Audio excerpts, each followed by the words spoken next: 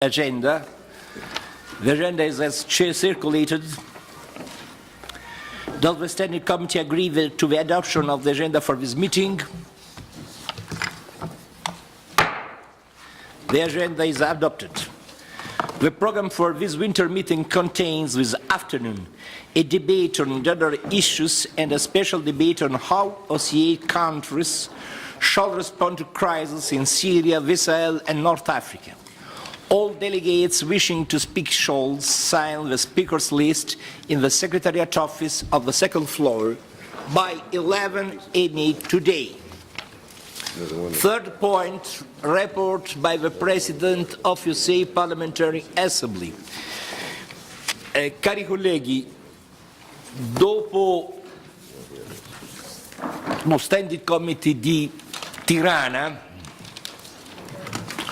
ho avuto modo di svolgere una operazione, una missione preelettorale per le elezioni ucraine a Kiev, con molti di voi fare il monitoraggio elettorale negli Stati Uniti. Ho svolto, e ringrazio gli amici della delegazione russa a questo riguardo, una importante visita presidenziale nella Federazione Russa. Ho visitato il confine turco-siriano ai fini di verificare la situazione del gran numero di rifugiati in quell'area e a questo riguardo ringrazio particolarmente gli amici turchi per la collaborazione. Abbiamo partecipato a Dublino alla conferenza ministeriale. Successivamente ho avuto a Vienna un incontro con il segretario generale dell'Eurodoc, l'ambasciatore Fedotov, ed infine a Yerevan ho svolto con altri colleghi il monitoraggio elettorale per quelle elezioni presidenziali che si sono tenute domenica scorsa. Se non ci sono interventi sull'insieme delle visite da me compiute, darei la parola al collega tesoriere Roberto Battelli per il suo report. Mr. Battelli, you have the floor for your report as treasurer. Please. Thank you, Mr. President. Good morning to everybody. My report to the committee has been distributed, and I will try, therefore, to be brief. I am pleased to inform you that the Assembly remained within the approved budget for the 20th year in a row. You will recall that the Assembly's budget for the current financial year, as approved by you in Monaco, contains no increases. For the fourth year in a row, we decided to freeze our budget, meaning that national contributions to the Assembly have remained exactly the same these past 4 years.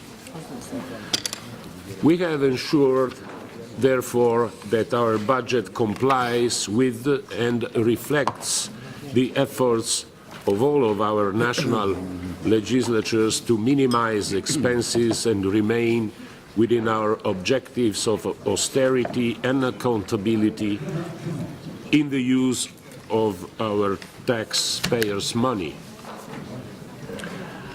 Mr. President, in accordance with Rule 40, paragraph 3 of the Rules of Procedure, I present to the Standing Committee the audited accounts of the Assembly for the past financial year. Attached to my report, you will find the External Auditor's report for the past year, including the income and expenditure statement for the last year. The report, one more year, gives a positive assessment on our financial management.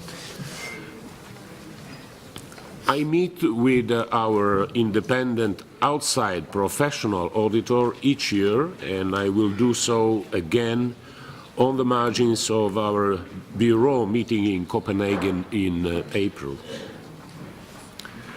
Dear colleagues, I would like to take this opportunity to thank the Danish Parliament and the Austrian government for their support.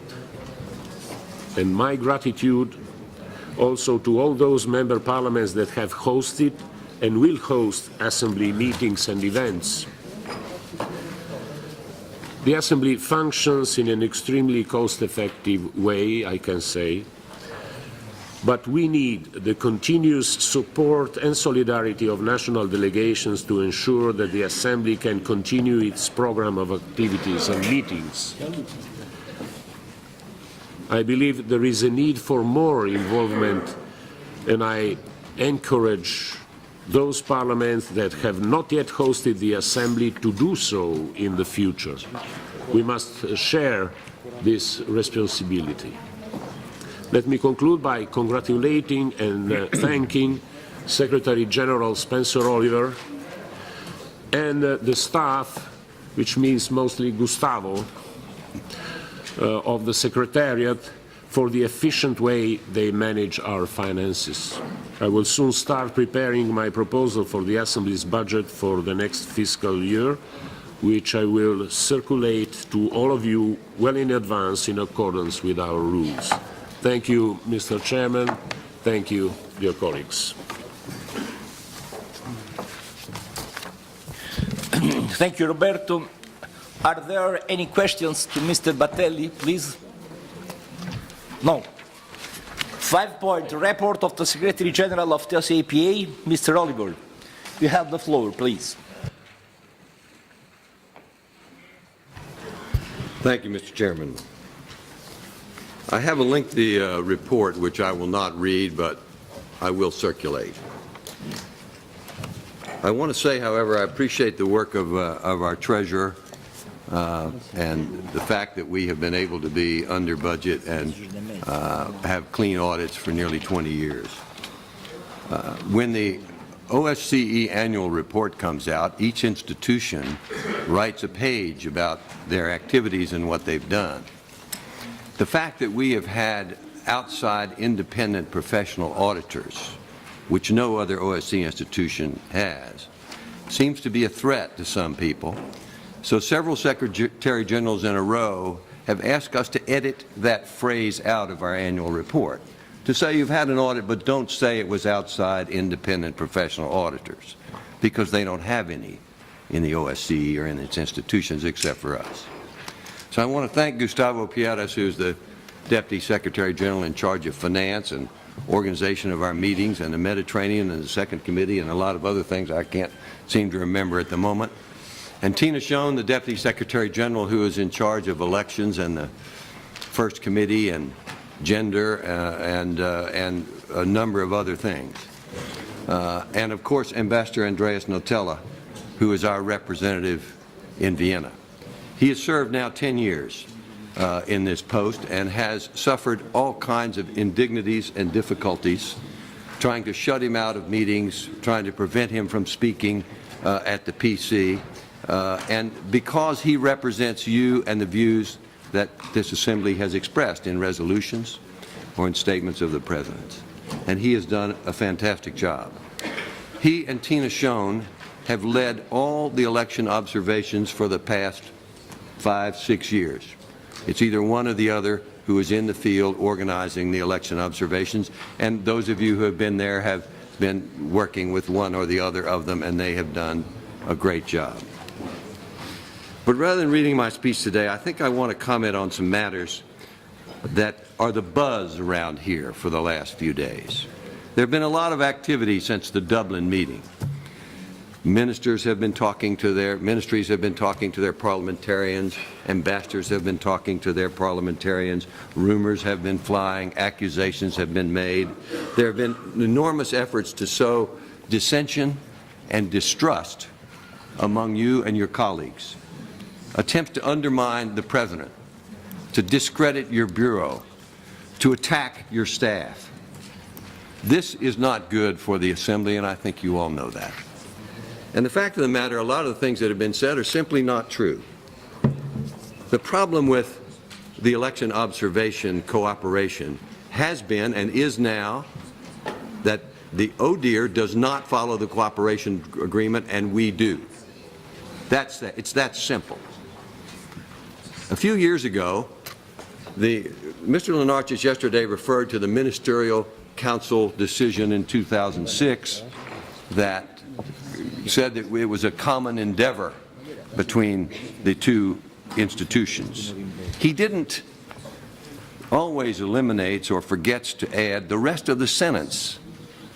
It says it's a common endeavor based on the 1997 cooperation agreement, which we follow and they don't. But he always forgets to mention that that's the basis of that decision. So there are efforts always, and as many I've told anyone who's asked, we try to cooperate with the ODIHR even though the cooperation agreement is no longer valid. But it's still there. And recently in Romania, when Vice President Grosruk led the election observation mission, the ODIHR was not there. Why they were not there, I'm not sure.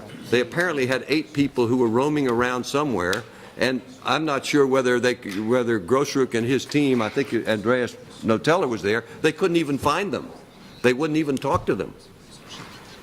But our delegation and our mission carried out, I think, an extraordinarily successful operation. The Speaker of the Parliament of Romania wrote a letter to President Migliore saying what a great job they had done and how professional and objective they were. Recently in Armenia, we made every effort to contact and to work with the ODIHR.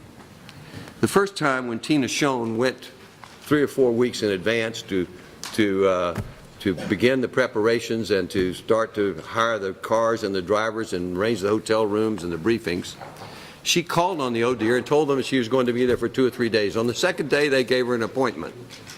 So she went to ODIHR, and she met with the deputy and someone else. The head of the mission, Ambassador Talavini, was 2 doors down the hall, but wouldn't come out and talk to Tina because she was below her level.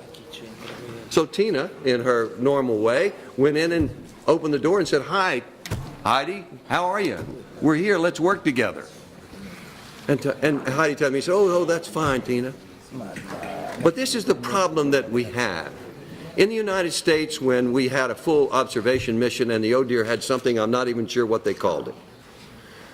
When the Ambassador Everts of the ODIHR, who they appointed to head something called, I don't know what they called it, they supposedly were going to have 100 observers for a month, but we weren't sure what they were going to do. When Ambassador Everts and I called him and said, we should try to talk together, we're going to have a full observation mission there and we should try to work together, and Ambassador Notella is going to be arriving there soon and I'd like you to work with him. Ambassador Everts said, oh no, I won't talk to him, he's below my level. They asked for 100 observers, they got 44. Our delegations in the field tried to find them so that we could work with them in the field. We told them we're coming. If you have people in the field, we'd be happy to work with them. Well, we never got an answer. Our delegates tried to find them. The delegates in North Carolina were given the phone number where they were in North Carolina. They finally reached them after several calls and they said, oh, we're not in North Carolina, we're in South Carolina. When the team went to Philadelphia, they couldn't find them and they finally reached them. They said, oh, we're in Harrisburg. So finally, Lord Dubs was able to talk to them on the phone. We couldn't find them in Virginia or in Maryland or in the District of Columbia. We don't even know what they did. But we know that on Election Day, they issued a statement condemning the United States election laws, which had nothing to do with the Copenhagen commitments. They held a press conference by themselves the day before the press conference that would be held by Mr. Schwarz, who was appointed by the chairman in office to deliver the statement on behalf of the OSCE. That's what the cooperation agreement called for. But this is the kind of example that we have experienced now for the last 3 or 4 years. So there's been enormous campaigns in the last few weeks.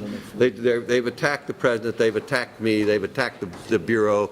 The ministers have been talking about, oh, you have to do this, or we're not going to give any more money to the OSCE. Maybe next thing they'll say they'll withdraw their signature from the Helsinki Final Act. One of the problems is that the ODIHR doesn't have any experts. They don't have any experts. Nobody in the ODIHR staff has ever worked in politics, run for office, held office, worked in a parliament, or managed a campaign. They hire consultants, and in their budget each year, there's, I don't know, 4, 5, 6 million euros for consultants each year. Most of these consultants are retired diplomats who are paid 20, 30,000 euros. Some people told me they didn't know that. As a fee to go and spend 4 or 5 weeks running an OSCE election observation mission. Now, all of these diplomats are fine people. They had good diplomatic careers. They speak languages. They're well educated. But before they became election consultants for the ODIHR, they had absolutely no political experience at all. Zero. But in the last 4 elections, they've appointed 4 retired diplomats, when we had 4 high-ranking parliamentarians. The cooperation was virtually nil, despite our efforts and the efforts of our parliamentarians. Now, here in Vienna, in the Permanent Council, and some of you have had dinners and conversations with your ambassadors in the last couple of days, and many of them have given you their opinion about election observation and about the ODIHR. None of these people have ever been in the field. None of them. They've never been to election observation missions. They don't really know what goes on. But the head of the ODIHR is former chairman of the Permanent Council. Some of the people that they hire in post-retirement income are former colleagues in the Permanent Council. So when Ambassador Notella speaks, what he says falls on deaf ears. They simply don't want to hear about it. But if you're going to maintain the leadership of parliamentarians in election observation, you need to insist that the cooperation agreement be followed, not undermined or cut apart or distorted in any way.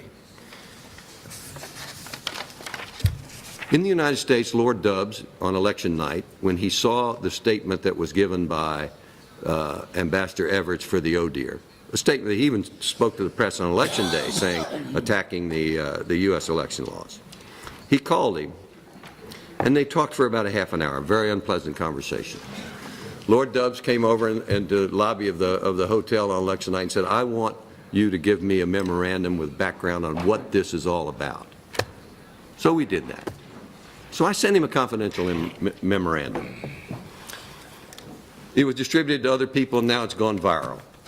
We will put it on the website so that you can see it, and anybody who wants to know the real facts can take the time to read it. But it is very, I think, important that we try to be civil and to support the people you elect as your leaders.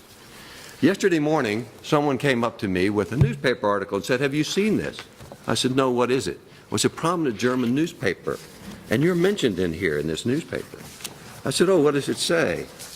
And he said, where is that article now? It said, I said, where did you get this?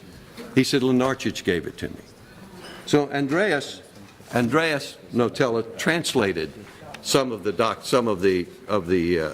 paragraphs that were related to me and to the Parliamentary Assembly. Of course, the reporter never tried to contact me, never made any effort whatsoever, and wrote this article. Let me just read to you a minute what it says. Some of you have probably already been given this text, those of you who read German. It says, knowledgeable observers, whoever they are, of the PA assess that the real cause of the quarrel lies in Oliver's attempts to gain more power. The factual role of the American who has been in this position for 20 years is much greater than a secretary. For most PA members, the OSCE is just a side business in parallel to their functions in their national parliaments. In the course of the years, he therefore has managed to become the puppeteer who puts his followers among members in key positions. Now, that's an attack on me, but it's an insult to you. Then he says in another paragraph, this is not the first time that the PA has tried to advance far-reaching plans in the back room. British Labour politician and former PA President Bruce George made it known during the annual session in Astana in the summer of 2008 that the PA's leadership was negotiating with CIS election observers behind closed doors. On the Russian side, the negotiations were led by Vladimir Churov, the head of the Central Election Commission, an institution whose activities should be the subject of election observers. In the past, he's played a central role in the manipulation of Russian elections. After Bruce George's speech, the negotiations died out. What is left is a draft agreement from May 2008, which contained central Russian requests, particularly related to political control over the public statements of the observers. The preambular part of the draft said that the clauses of the agreement should, wherever possible, replace the 1997 cooperation agreement between the OSCE PA and the ODIHR. This agreement, according to the PA leadership, is no longer applicable because of the persistent violations by ODIHR. That last sentence is the only truthful sentence in the whole article. Now, this is the news from Copenhagen of June of 2008.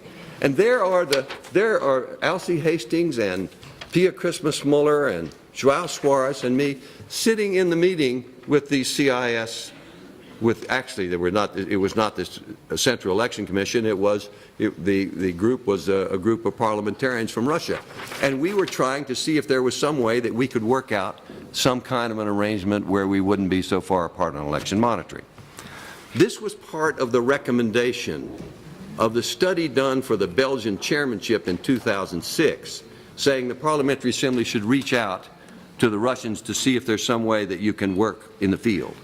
So we did, and we did it with the blessing and the encouragement of the Finnish chairman in office.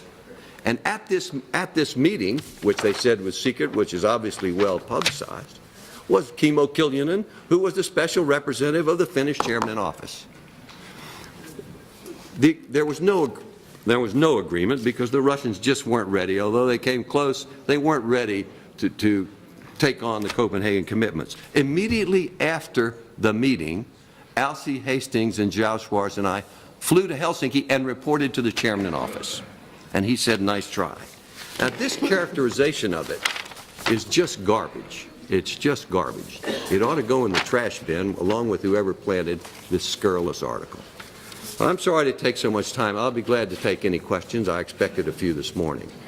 But what we need to do is we need to maintain the spirit and the letter of the cooperation agreement, which calls for one statement by the leader of the observer mission appointed by the chairman in office and the president of the assembly, not two statements. It calls for the long-term observers to provide their raw data and information to the Parliamentary Assembly in preparation for the arrival of the short-term observers. They don't do that. We've even tried on a number of occasions saying, why don't we just have one logo that says OSCE? The Greek chairman in office proposed that. The Spanish chairman in office proposed that. The ODIHR said, no, we have to have our own identity. So we've made the effort. We have followed the cooperation agreement faithfully, and sometimes under great difficulty.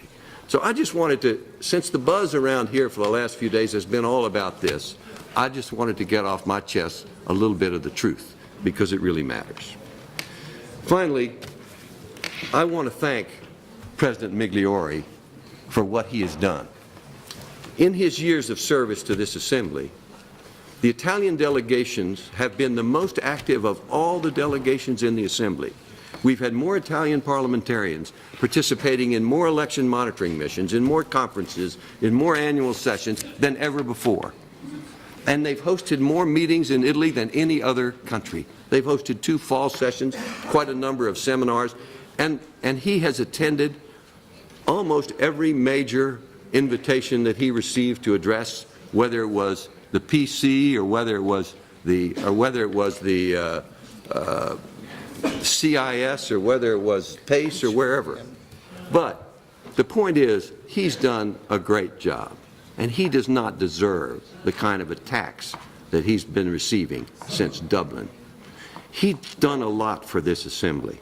He has worked extremely hard. He has brought this Assembly to a more active level than it's ever been before. During his presidency, more people have attended our meetings in the fall and in the annual sessions than ever before. And finally, and most of all, I want to thank him for telling the truth. Thank you, Riccardo. Thank you very much.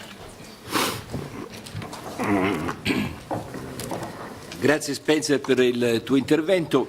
Come avete capito si è di fatto aperto il dibattito sui report elettorali, sul settimo punto.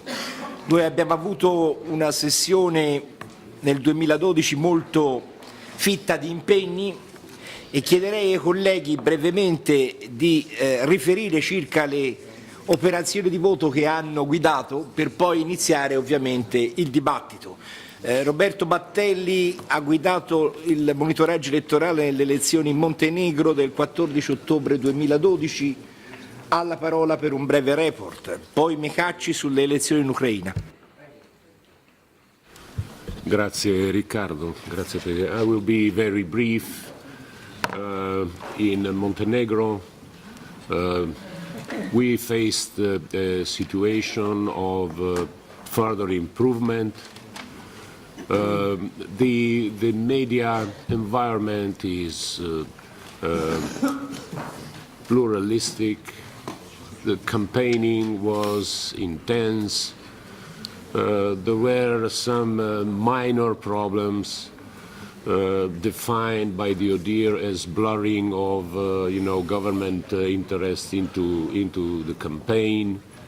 But then during the press conference, a journalist asked what that is, in fact, and the only answer that was given by the leader of the ODIHR team was that one of the ministers came to a rally into his government car, so things like that. Anyway, Montenegro is, according to our opinion, doing quite well considering the situation that the country is coming out of recent independence and of course still building all the democratic institutions. They are successful.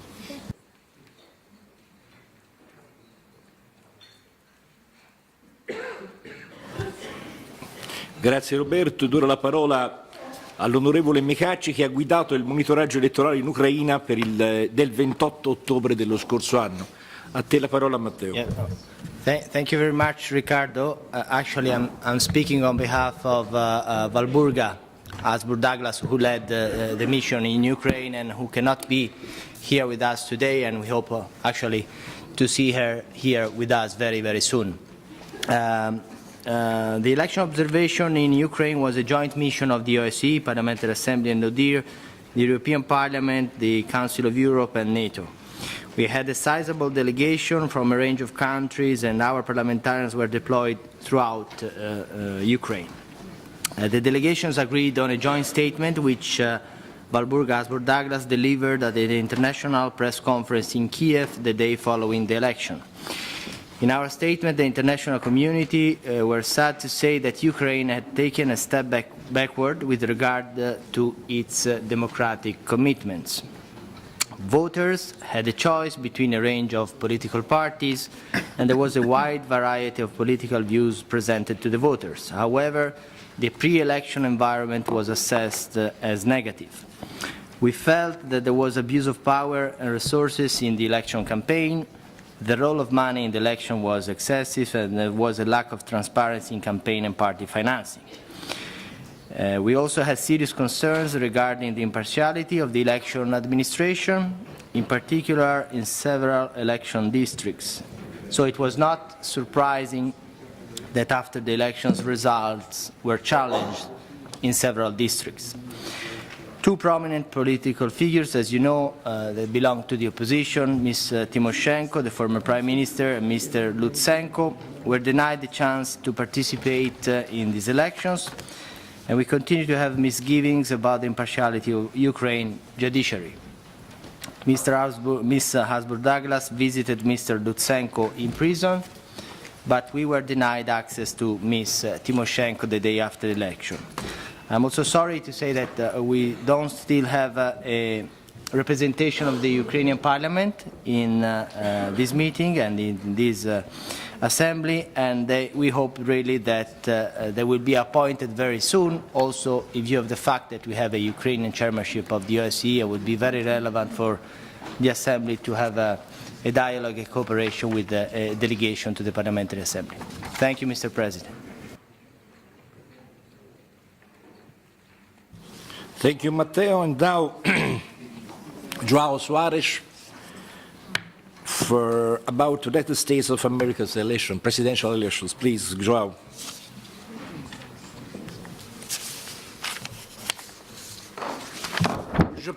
Merci, Monsieur le Président. Je pense que vous avez tous l'information sur ce qui s'est passé dans la mission d'observation des élections aux États-Unis. J'ai eu le plaisir et l'honneur d'être nommé par notre président Riccardo Migliori comme coordinateur. J'avais déjà coordonné les élections, la mission d'observation aux élections en 2008 et les élections intermédiaires. La plupart d'entre vous, nos collègues, ont été là-bas. Vous savez très bien ce qui s'est passé. Je pense que, sans immodestie, nous avons fait, encore une fois, un très bon travail qui donne une évaluation concrète du travail que les parlementaires de l'OSCE font quand ils font une mission d'observation. Et nous avons été confrontés, encore une fois, et la première fois c'était justement aux États-Unis en 2008, quand le président Obama a été élu, par le manque de loyauté de l'ODIHR. C'est un fait, incontournable. En 2008, Dame Glover, qui dirigeait la mission de l'ODIHR, a eu plusieurs réunions avec moi, avec mon équipe, avec Spencer Oliver. On leur a donné tous les rapports, toutes les positions des parlementaires, partout dans les 8 battleground states des États-Unis, et ils ont voulu faire une conférence de presse séparée un jour avant de la conférence de presse de l'Assemblée parlementaire de l'OSCE. Cette fois encore, c'était la même chose. C'est un absolu manque de loyauté. Il faut dire de toute façon que notre conférence de presse a eu des 2 fois beaucoup plus de succès du point de vue médiatique que la conférence de presse qu'ils ont tenue au nom de l'ODIHR avec le logo de l'ODIHR. Nous l'avons fait au nom de l'OSCE avec le logo de l'OSCE et nous avons été suivis par plusieurs chaînes de télévision, notamment la chaîne de télévision publique des États-Unis. Je pense que nous avons fait un très bon travail avec des parlementaires de partout dans le monde, des parlementaires de la Fédération de Russie, des parlementaires de plusieurs pays à l'est de Vienne et aussi des parlementaires de pays à l'ouest de Vienne. Je pense que nous avons fait, comme toujours, avec modestie, avec des ressources limitées, un travail de très grande qualité au nom des valeurs essentielles de l'OSCE, au nom des valeurs essentielles du pacte final de Helsinki. Et c'est tout. Et je tiens cette opportunité, peut-être c'est la dernière pour moi, de souligner l'honneur qui a été pour moi d'être présidé par Riccardo Migliori. Riccardo Migliori va nous quitter. Il a été un grand président de l'Assemblée parlementaire de l'OSCE et je me sens très honoré et personnellement très touché d'avoir été présidé par un homme avec le dynamisme, l'engagement et la passion qu'il a eu pour le travail de l'OSCE comme Riccardo Migliori. Je voulais le dire ici dans les travaux de notre Standing Committee. Merci, Monsieur le Président. Grazie, João. And now Wolfgang Grossruck about Romanian parliamentarian election. Please, Wolfgang. Hier. Sorry. Lieber Herr Präsident, meine Damen und Herren, geschätzte Kolleginnen und Kollegen, ich mache es ganz kurz. Unser Generalsekretär hat es schon erwähnt, die Wahl in Rumänien. Es war eine kleine Wahlbeobachtungsmission.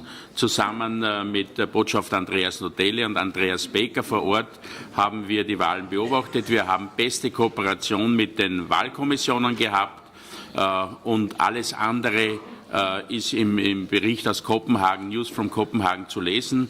Die Wahlen waren sehr gut durchgeführt, natürlich mit dem Hintergrund dieser politischen Eskalation war es nicht, aber dieses Streits Aber ich glaube, wir können zufrieden sein mit der Beobachtung, auch mit den Wahlen selbst, mit der Durchführung.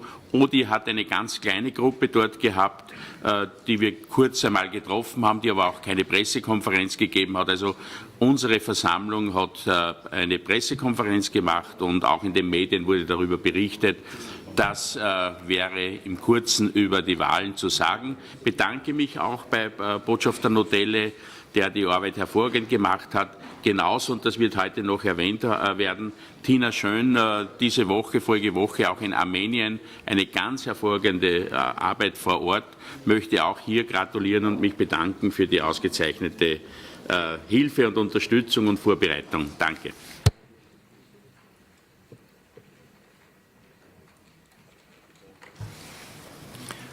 Thank you very much, Wolfgang. And now, Tonino Pizzula about Armenian presidential election. Please, Tonino. Thank you, Mr. Chairman. Dear colleagues, on December 20 last year, I have been appointed by the President, Ricardo Migliori, as the head of the OSCE PA delegation for a presidential election in Armenia, scheduled on February 18, 2013. In order to pull in necessary information, Deputy Secretary General Tina Schön took a two-day pre-electoral visit to Yerevan, by the end of the January, meeting various officials responsible for conducting election. Because this mission happened right before our winter meeting in Vienna, it has been limited in size. But what is more substantive to say in this report, it was supposed to be limited regarding another key aspect too. It was the first election observation mission after President Migliori, at ministerial in Dublin, has declared 1997 cooperation agreement between OSCE and PA and ODIHR was no longer valid and was no longer operative. All old, but also a number of new questions arose from the new circumstances whether OSCE PA delegation in Romania would be able to perform its task keeping up with expected election observation standards. Now, I'm quite pleased to inform you, my colleagues, that despite the narrow space, we did our job in Yerevan, not compromising our reputation by any chance. I arrived in the country on February 15 and right away launched a comprehensive program, including meetings with the candidates for office. I met Andreas Gugiasyan, who started a hunger strike almost a month before election, aiming to, I'm quoting, stop fake elections. We talked with Prayur Khairikan, a candidate who was shot and wounded during campaign. With Reifi Hovhannisyan, a main challenger of incumbent President Serge Sargassian, who we met too. We discussed also with the Speaker of Parliament, Hovik Abrahamyan, and Andrei Sorokin, head of the OSCE office in Yerevan. 2 days of joint parliamentary briefings provided observers with a large scale of inputs provided by domestic and foreign experts, candidates or proxies, electoral administration chairmen, journalists, diplomats, and NGO activists. Let me say something about contacts with the representatives of other international organizations. I said contacts, not cooperation, because heads of European Parliament, especially Parliamentary Assembly of the Council of Europe, avoided direct discussion, trying to pack me within a format I could not accept. Their weak presence made them totally dependent on the ODIHR resources and its guideline. Nevertheless, I invited the ODIHR's on-site coordinator, Ambassador Heidi Tagliavini, to meet her with the new post-Dublin circumstances and my mandate. Despite my attempts, exchange of views before press conferences in order to eventually avoid gap between two different statements failed. We shared some thoughts with the CIS observers as usual. Dear colleagues, I want to congratulate to all OSCE PA parliamentarians and staff of delegation for their performance on election day and valuable remarks they provided us on debriefing day after. Our press conference went well, and our assessment of the elections was punctual and fact-based. We assessed that Armenian presidential elections improved, but lacking genuine competition. Advisory board, set of 6 members of the Bureau, helped me a lot in the process of drafting statement, but many thanks goes to dedicated and highly qualified members of the Secretariat, Tina Schön and Roberto Montella. Andreas Baker and Irina Sabashuk contributed much too. My special thanks goes to our President Migliori, whose presence in Yerevan helped me a lot, to fulfill this sensitive mission, and of course our Armenian host, which assessed me in a full scale. Thank you, Mr. President.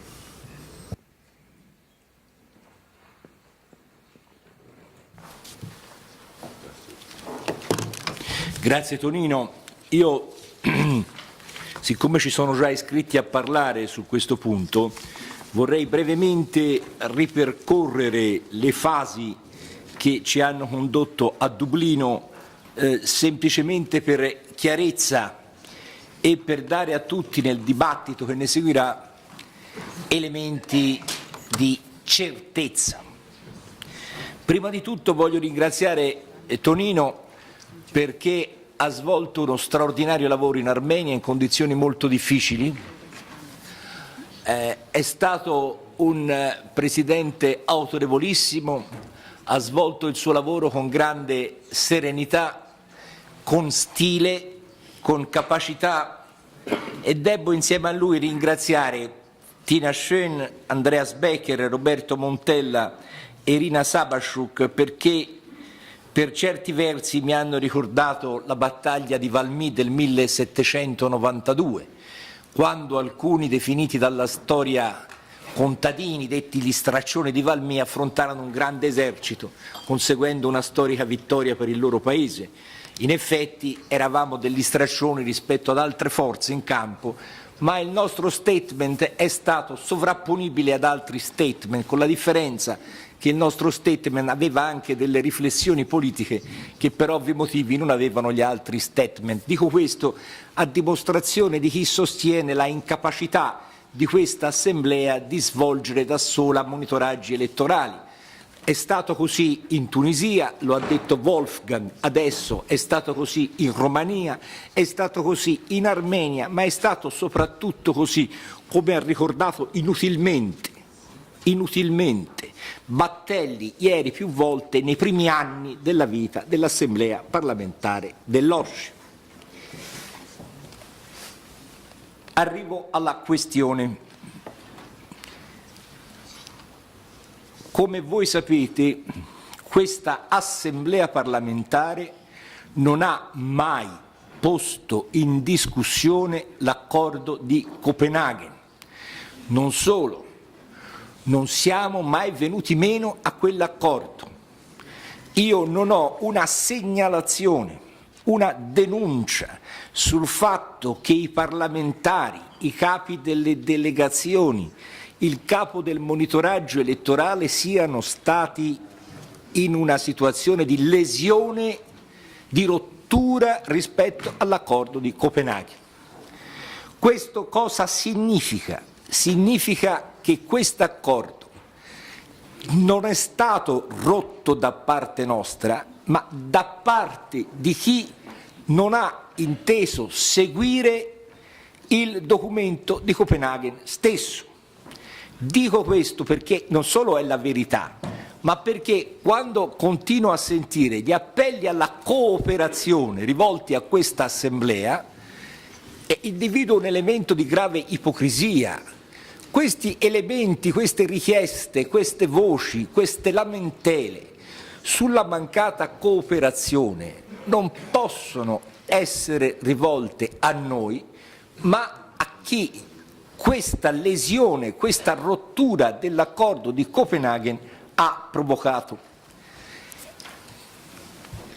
Petros, Joao, Goran, prima di me, attraverso una trentina di denunce, non una, 30, su tutta una serie di elezioni, hanno chiesto il riequilibrio e il rispetto degli accordi di Copenaghen. Noi non abbiamo una lettera, nella quale da parte dell'ODIHR si denunci il mancato rispetto di quell'accordo. Noi ne abbiamo moltissime. Non pensiate che questo argomento nasca oggi.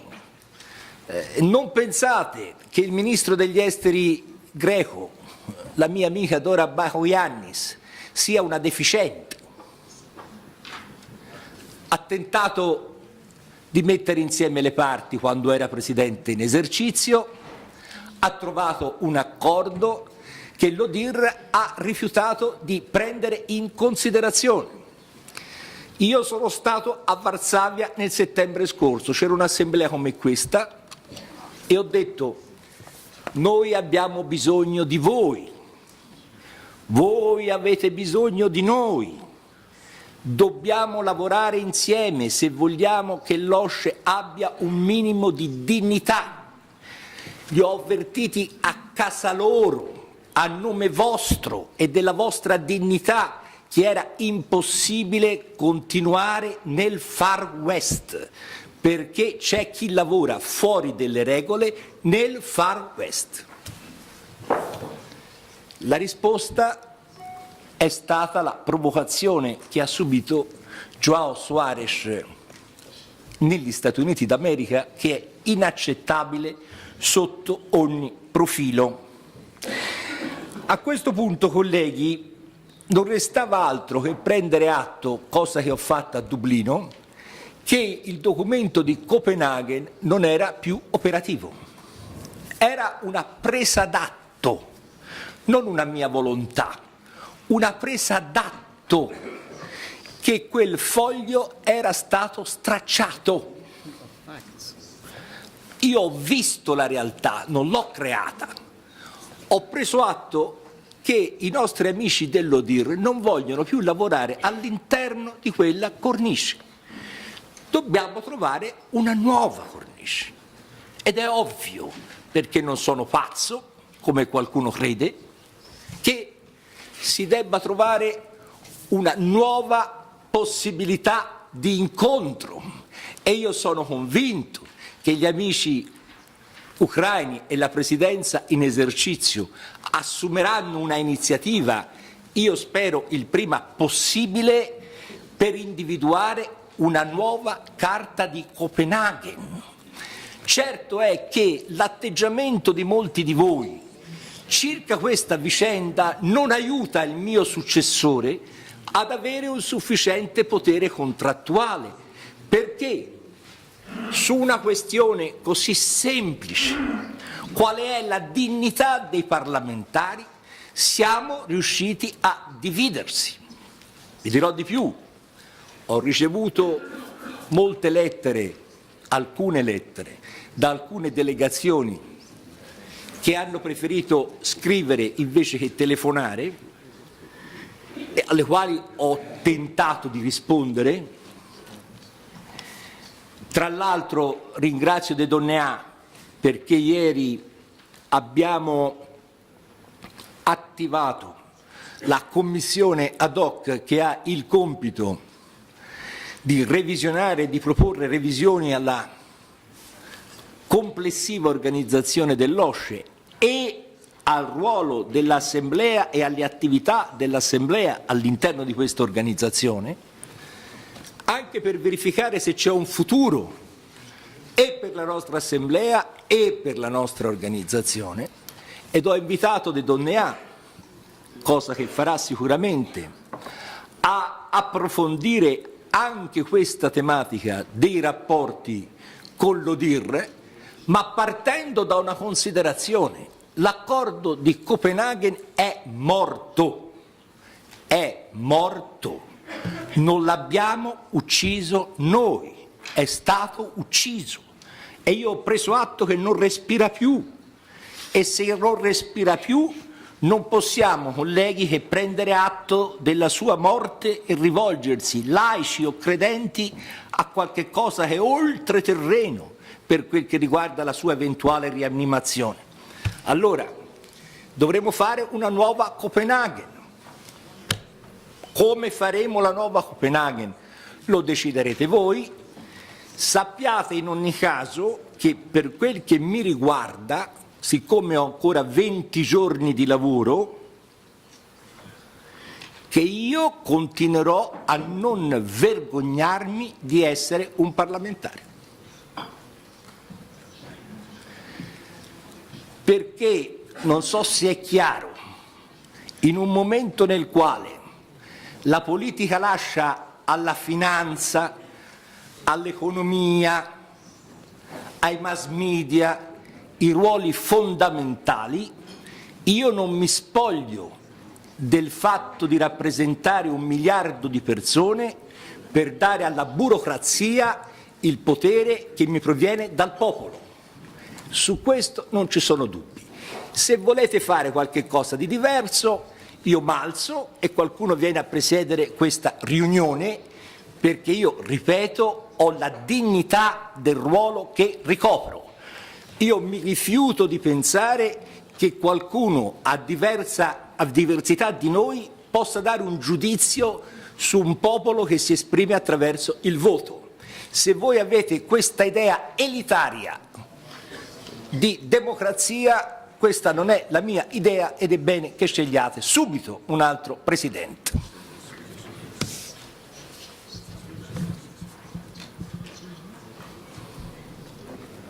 Chi parla? Lord Bonus, you have the floor.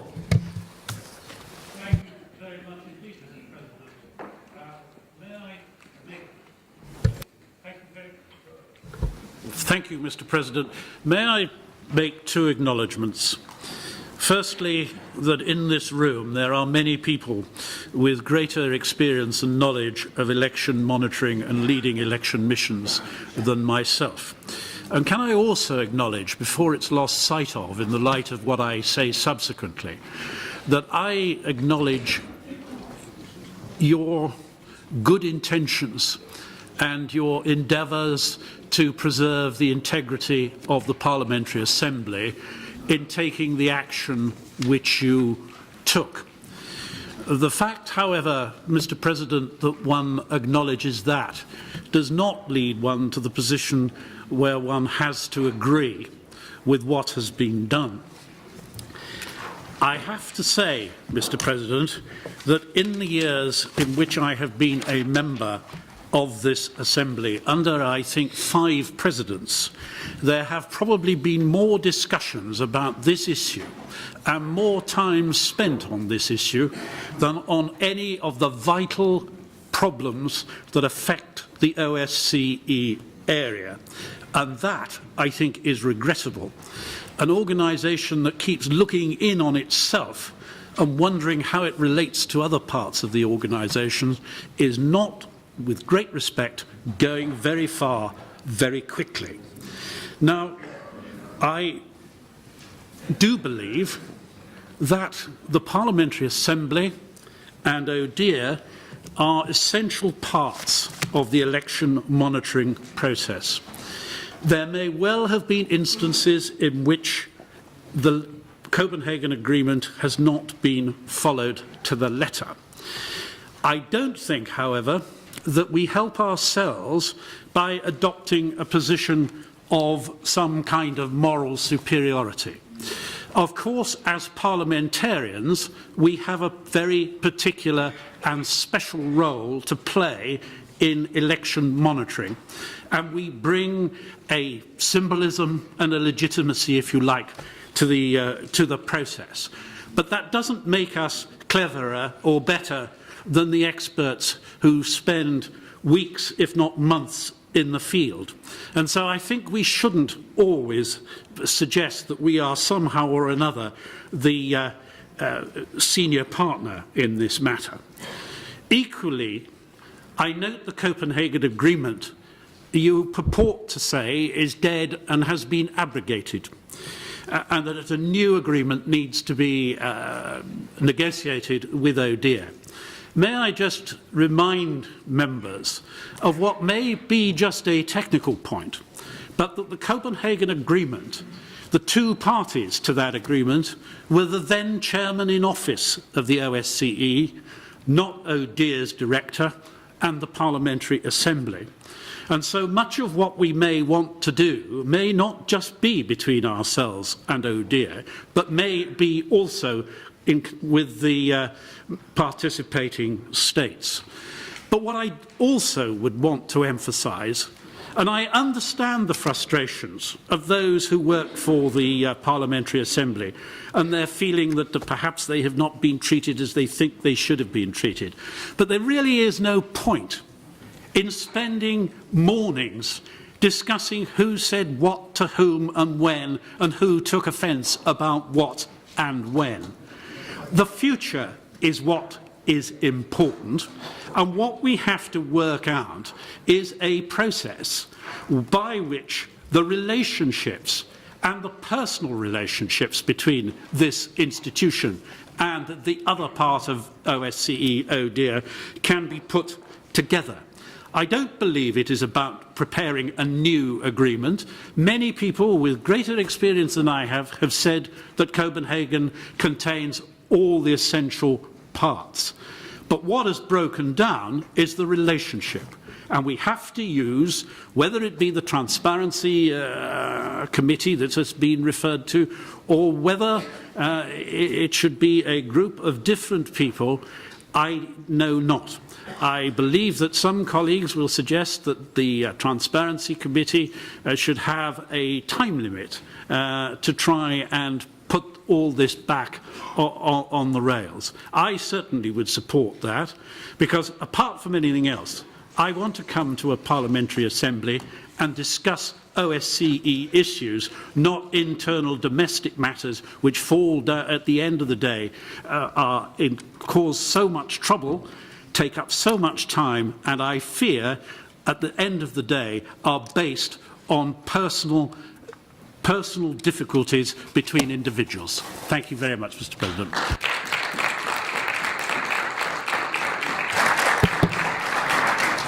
Thank you. Mr. Harstad from Sweden, please. Thank you, Mr. President. First of all, I would like to reveal a secret. It has been mentioned that there is delegations that wrote letters, and we were one of them. We have not done it in any way to undermine or humiliate or insult any of the leaderships in this matter. We have done it out of a sincere concern of the direction where we are heading. We from Sweden, and I'm speaking of course on behalf of the whole of our delegation, we are extremely concerned about the situation.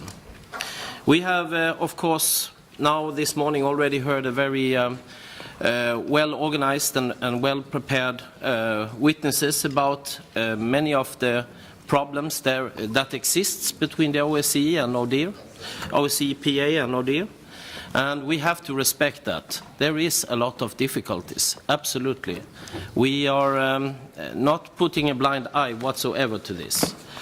However, we definitely see the necessity of the two different parties.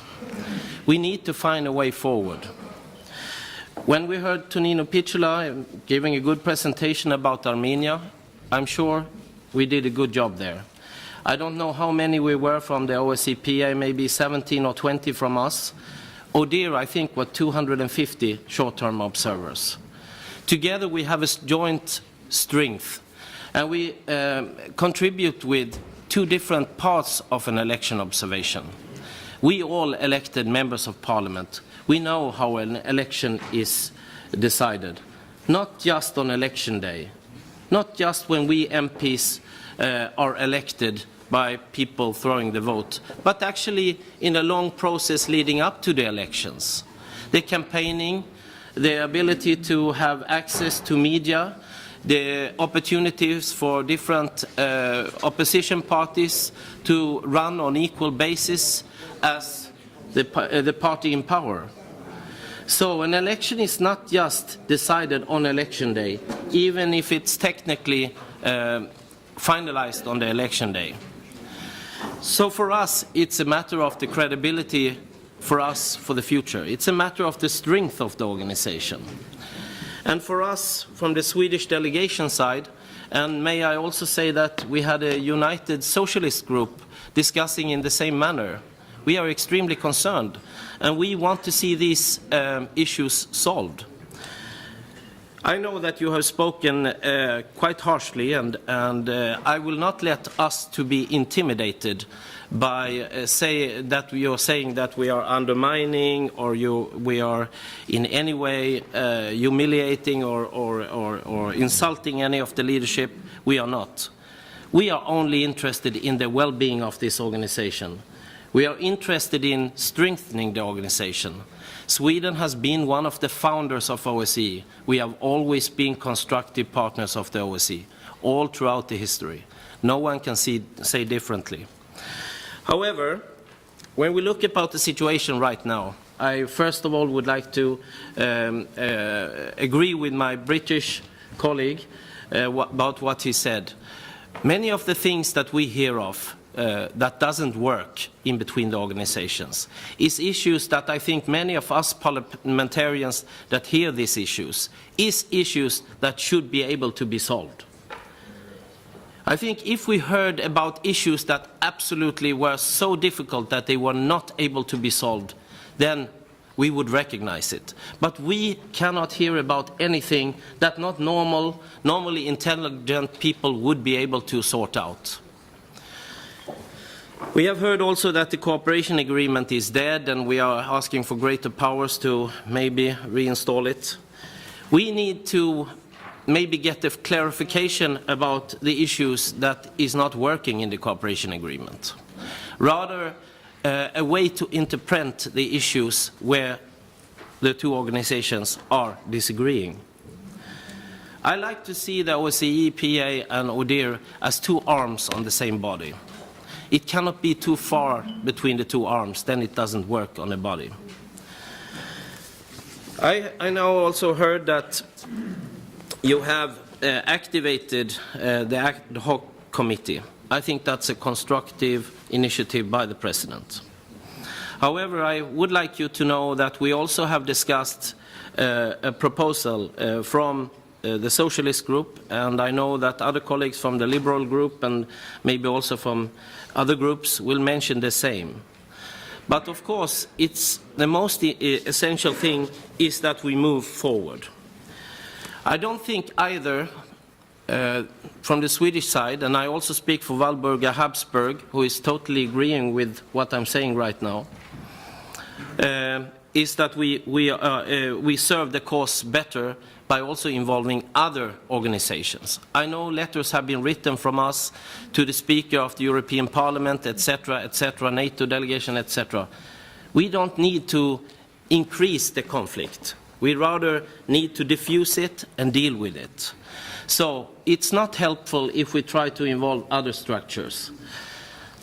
I haven't read the article mentioned by Secretary General. I heard about it, but I heard and got translated the headline of the article, and I think it was actually said to me by Doris, who translated the headline, saying that when the two argues, a dictator smiles. Isn't that the essence of what we are doing? We are trying to work for democracy, human rights, and transparency. We need, in a democratic manner, be able to have a democratic conversation, a dialogue, whether written or whether spoken, here together, and to try to work for the best of our organization. For us, there is only one way forward, and that is that we are to try here today to commit ourselves to a way forward.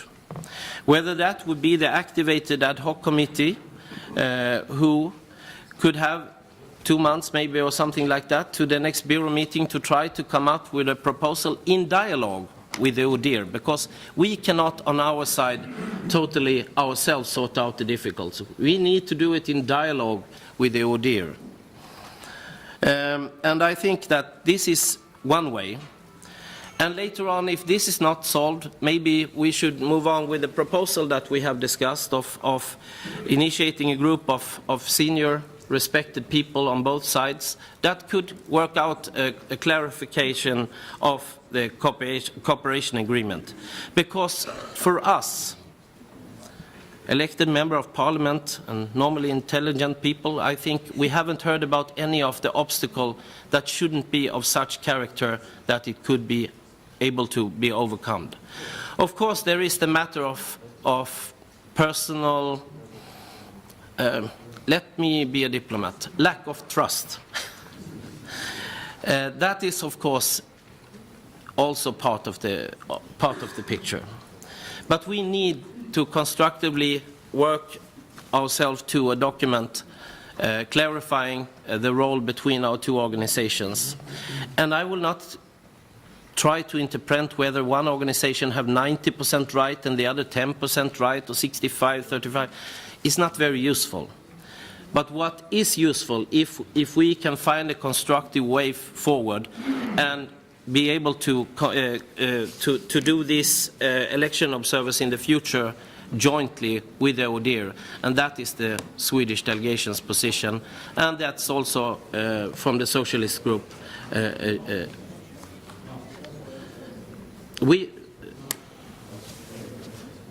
I have the chairman of the Socialist group, and we want on the Socialist group. Yeah, you can give your meaning later. Now I'm speaking. Thank you. At least the majority of the Socialist group, then, except the Spanish colleague, were in favor of that we would search for a constructive solution for the future, and that is our position from the Swedish side. Thank you.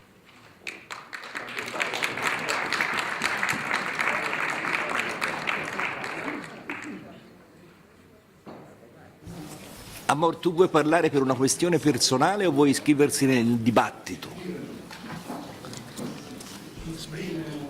Chi ha detto? Vuole parlare, vuole iscriversi. Ah, per dopo. No. Madame Gersgesi from Switzerland, please. Ja, Herr Präsident, geschätzte Vizepräsidenten, liebe Kolleginnen und Kollegen. Zunächst möchte ich Ihnen ganz herzlich danken für Ihre große Arbeit. Auch Ihnen, Herr Generalsekretär, für die sehr langjährige Arbeit. Und wenn ich jetzt ein paar kritische Bemerkungen mache, dann mache ich das unter dem Motto, dass man sich unter Freunden auch einmal etwas anderes sagen kann. Zunächst, Herr Generalsekretär, möchte ich Ihre Bemerkungen in Bezug auf die Schweizer Botschafterin Heidi Tagliavini etwas korrigieren. Sie ist in der Schweiz eine der verdientesten Diplomatinnen.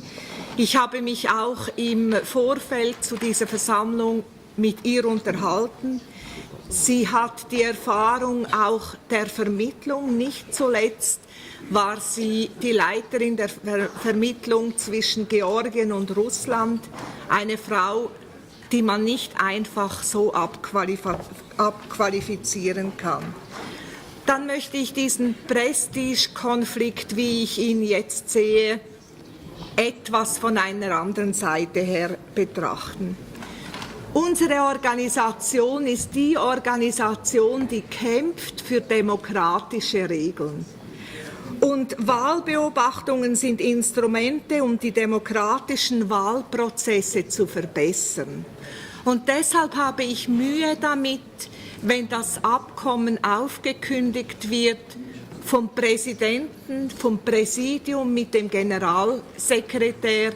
Das ist doch eine Angelegenheit für uns, für unser Gremium, für uns, die wir immer für mehr Transparenz, für mehr Offenheit, für mehr Mitsprache kämpfen. Ich bin überzeugt, dass ein Bruch, auch wenn er irgendwo seine Berechtigung haben könnte, aber ich bin überzeugt, dass das die Glaubwürdigkeit unserer Organisation vermindert. Wenn man nach Wahlbeobachtungen zwei verschiedene Organisationen hat, die sich verwandt sind, die verschiedene Empfehlungen, verschiedene Meinungen abgeben, dann schwächt das beide. In einem Konflikt gibt es nie nur schwarz oder weiß. Wir haben auch Wahlbeobachtungen gesehen, die sehr gut funktioniert haben. Das dürfen wir nicht vergessen. Ich begrüße das, dass man sich an einen Tisch setzen will, wie das die liberale Gruppe auch vorschlägt, dass man eine Arbeitsgruppe einsetzt. Mein Kollege aus Schweden hat gesagt, von beiden Seiten aus verdienten Mitgliedern, die einmal diesen Konflikt versucht zu bereinigen mit gemeinsamen Standards. Wenn wir ernst genommen werden wollen, können wir aber diese Aktivität nicht dem ukrainischen Vorsitz überlassen. Es ist gut, wenn das dort gemacht wird, aber wir müssen auch von uns her diese Sache an die Hand nehmen und hier tätig werden. Es ist doch einfach so, die ODIHR hat ihre Spezialität bei der langjährigen Beobachtung. Und wir als diejenigen, die unmittelbar in aktiven Wahlprozessen sind, wir wissen ganz anders, wie eine Wahl abläuft. Und diese beiden Erfahrungen, die ergänzen sich, die bekämpfen sich doch nicht. Es ist aber auch eine weitere Schwächung, wenn wir wissen, dass ODIHR zusammen mit Parlamentariern aus dem Europarat Wahlbeobachtungen macht und machen kann. Und wir ebenfalls als Parlamentarier sagen, wir können das nicht mit Ihnen zusammen, wir sind auf der anderen Seite. Das ist eine Schwächung für unsere Organisation und wir kämpfen immer wieder darum, uns zu legitimieren. Wir sollten das ausnützen und hier Hand bieten. Also ich bitte Sie, Herr Präsident, noch einmal auf diesen Entscheid zurückzukommen. Ich habe zwar vorher gehört, dass er nur mündlich angebracht worden ist, dass das nicht Schriftliches ist, das mitgeteilt worden ist, das in dieser Stärke so gemacht worden ist, dann kann man das besser wieder einrenken. Aber ich finde, für die Zukunft, für das Gedeihen unserer Organisation, müssen wir uns aufmachen, die Sache zu bereinigen. Ich danke Ihnen.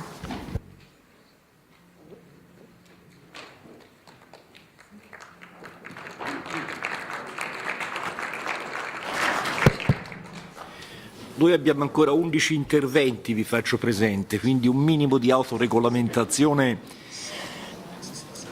sui tempi sarebbe interessante. Madame Doris Barnett from Germany. Doris, you have the floor. Vielen Dank, Herr Vorsitzender. Ja, liebe Kolleginnen, liebe Kollegen, unser Präsident hat es ja gesagt, es gibt da einen schwelenden Konflikt. Und in der Tat, ich fand es im Nachhinein sogar gar nicht mal so schlecht, dass es zu diesem Ausbruch dann gekommen ist. Dieser schwelende Konflikt kann nicht für immer und ewig gehen. Er muss beendet werden, weil wir uns sonst gegenseitig an der Gurgel sind, also am Hals sind und uns gegenseitig in den Abgrund ziehen. Deswegen ist es gut, dass wir heute darüber uns auch die Zeit nehmen zu reden. Ich danke Lord Bonas ausdrücklich, der vieles von dem gesagt hat, was ich kann eigentlich alles unterstreichen und dem zustimmen.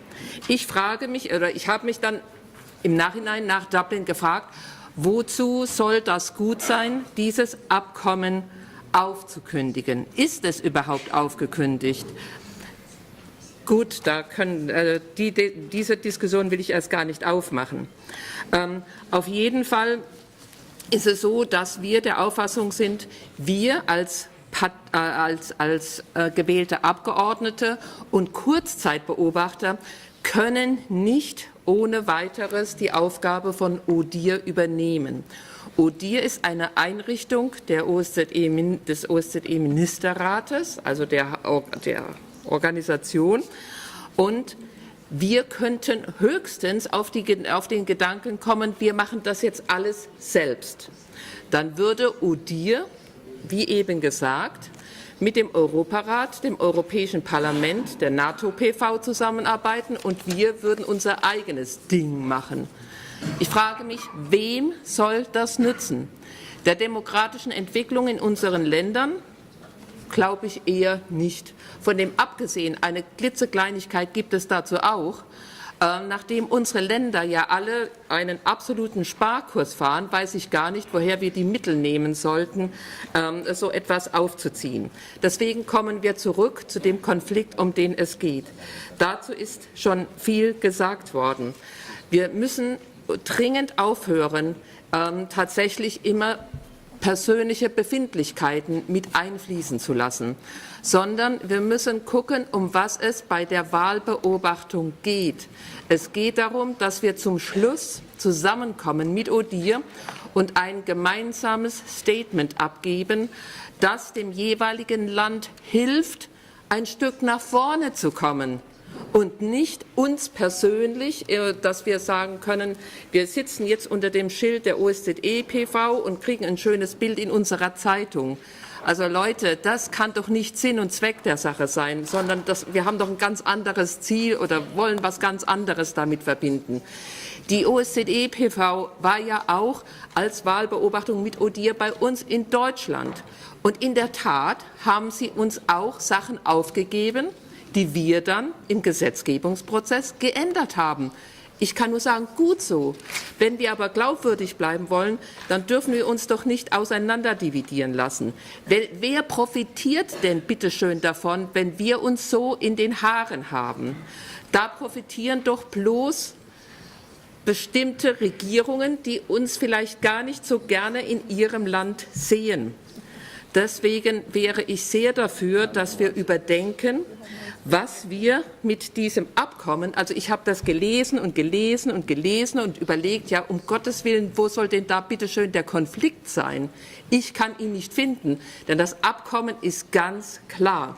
Wenn es aber hilft, dann wäre ich sehr dafür, dass wir in der Tat zur Klarstellung nochmal einen Annex machen, und da wäre ich auch froh, wenn Herr Dedonea da die Initiative mit ergreifen könnte, dass wir nochmal Klarstellungen zu diesem Abkommen machen und dieses Abkommen aber dann bitte auch weiterführen, und zwar vertrauensvoll. Wenn hin und wieder Personen ausgewählt werden von ODIHR, die Probleme haben mit uns, wir haben vielleicht auch Probleme mit denen, dann muss man das doch unter erwachsenen Menschen um Gottes Willen aushalten können. Das muss man doch lösen können. Es darf doch nicht an persönlichen Empfindlichkeiten scheitern, dass wir eine Wahlbeobachtung machen. Also in diesem Sinne bitte ich uns alle, reißen wir uns am Riemen und lassen unser Kerngeschäft nicht den Bach runtergehen. Unser Kerngeschäft ist auch Wahlbeobachtung, uns gegenseitig zu unterstützen, im demokratischen Prozess diesen nach vorne zu bringen. Also bitte helfen Sie mit, lassen Sie uns das nicht an Kleinigkeiten scheitern. Und vielleicht eine Sache zu den Geldern, die die Wahlbeobachter von den Langzeitmissionen bekommen. Das ist eine Regelung, die nicht ODIHR erfunden hat, sondern die gleiche Regelung gilt bei der UNO, die gilt bei der NATO-PV, die gilt bei der IPU. Das sind Tagegelder, das sind Beratungsgelder, die sind festgelegt. Da kann ODIHR keinem Geld geben oder Geld entziehen. Das ist eine ganz offizielle Regelung. Vielleicht sollten wir uns da alle mal in unseren Heimatstaaten mit unseren Außenministerien in Verbindung setzen und die fragen, warum sie so etwas vereinbaren. Vielen Dank.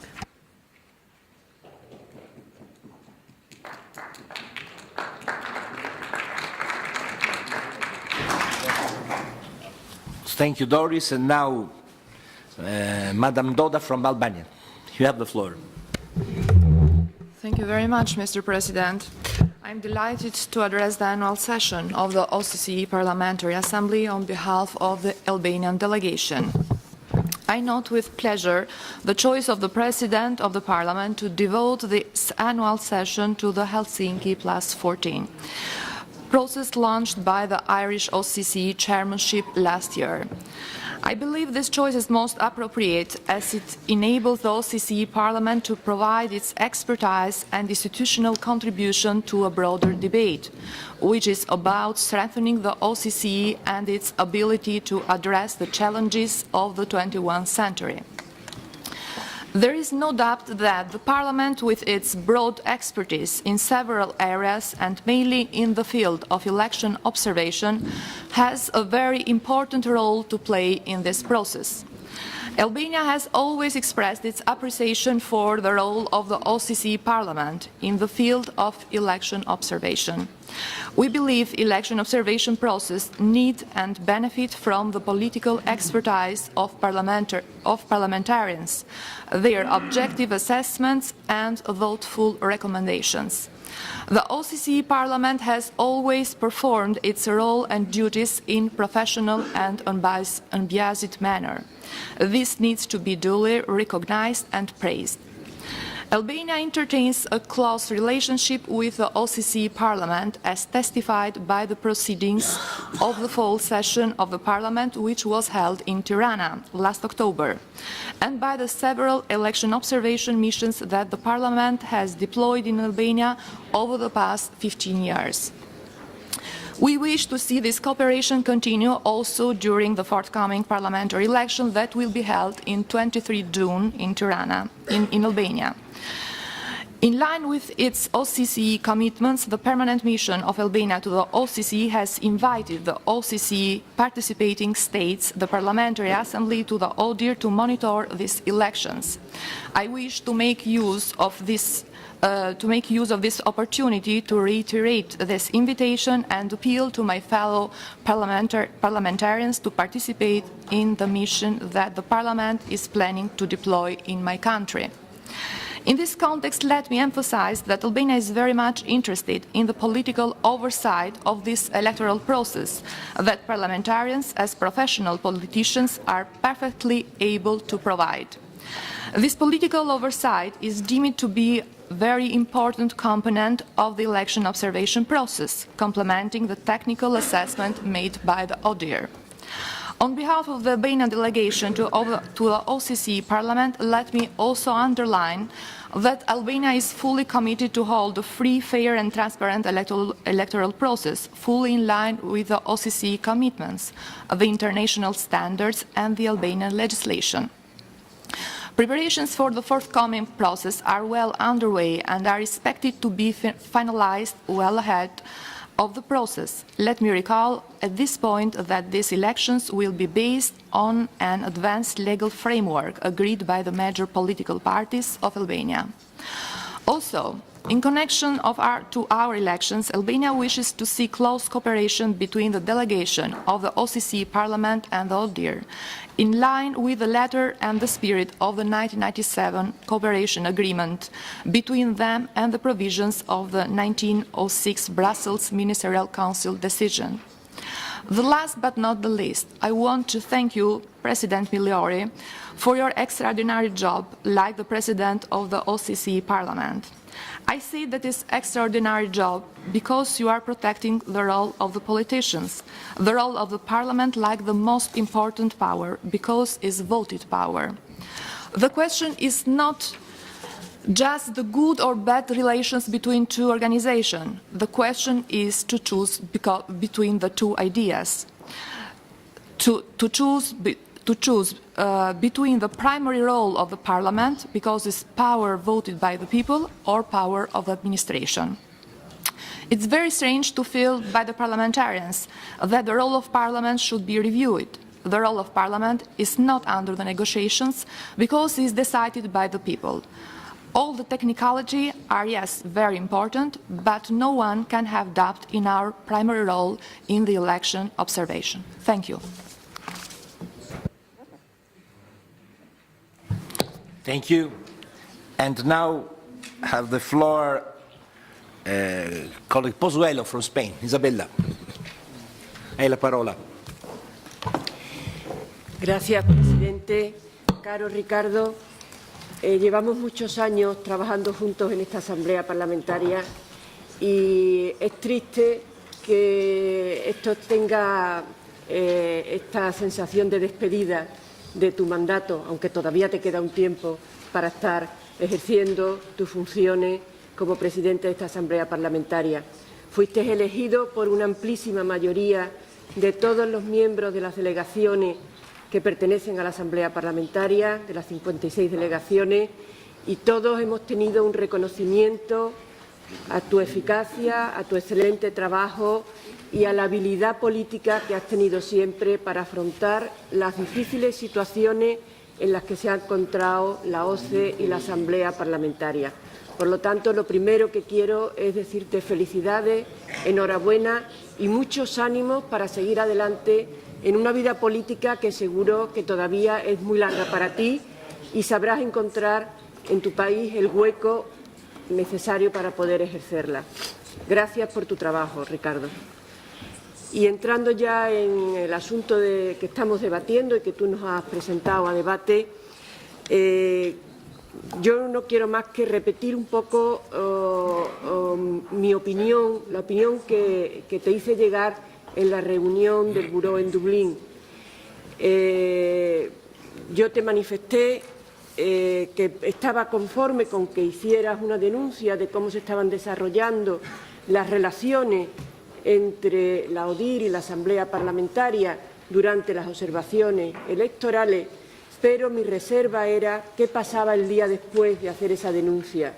Y creía que, y así te lo manifesté y a todos los miembros del Buró, que para el día después teníamos que estar preparados para iniciar nuevamente un diálogo y una negociación para llegar de nuevo a acuerdos y resolver todas esas diferencias de las que venimos sufriendo desde hace muchos años. Muchos colegas han manifestado aquí que llevamos años debatiendo sobre este conflicto, sobre estos problemas de relaciones entre las dos organizaciones ODIHR-Asamblea Parlamentaria.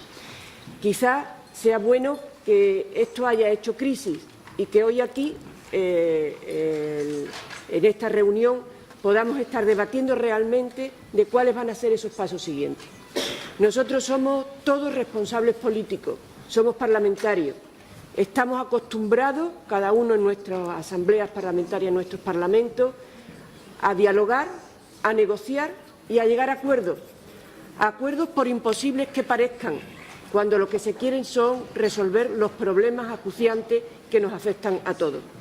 Y creo, además, que estamos en un momento realmente de turbulencias sociales y políticas en Europa y en todo el mundo, como para que la Asamblea Parlamentaria también entre en el análisis de sus propias funciones y de sus propias estructuras democráticas que hay que seguir perfeccionando.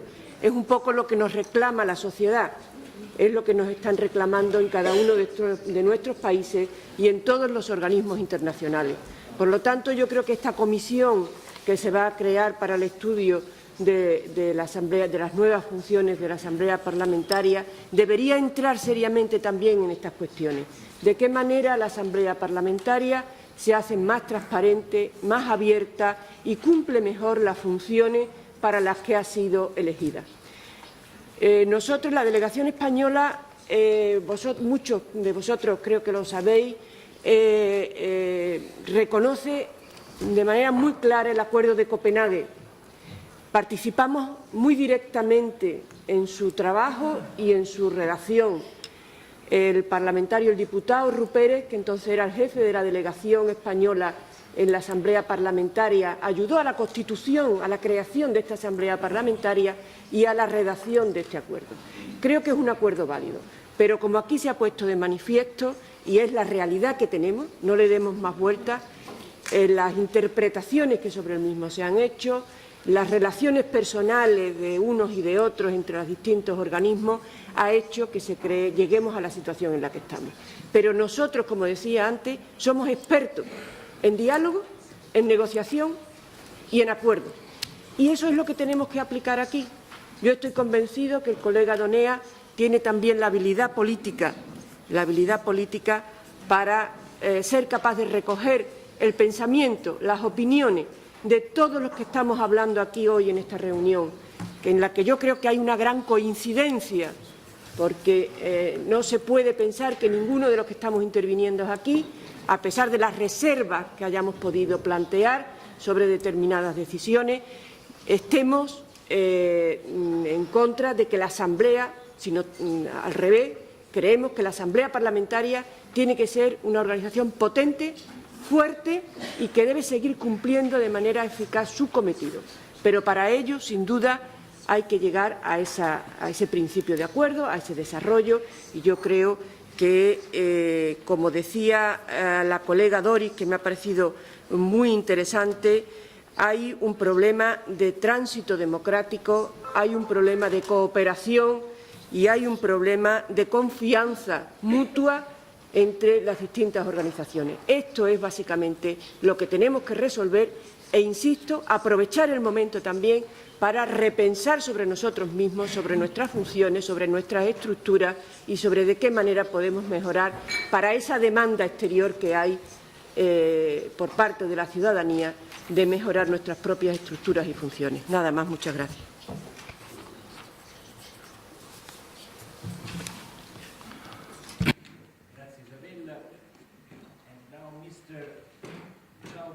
Mr. Chowdhury from Norway, please.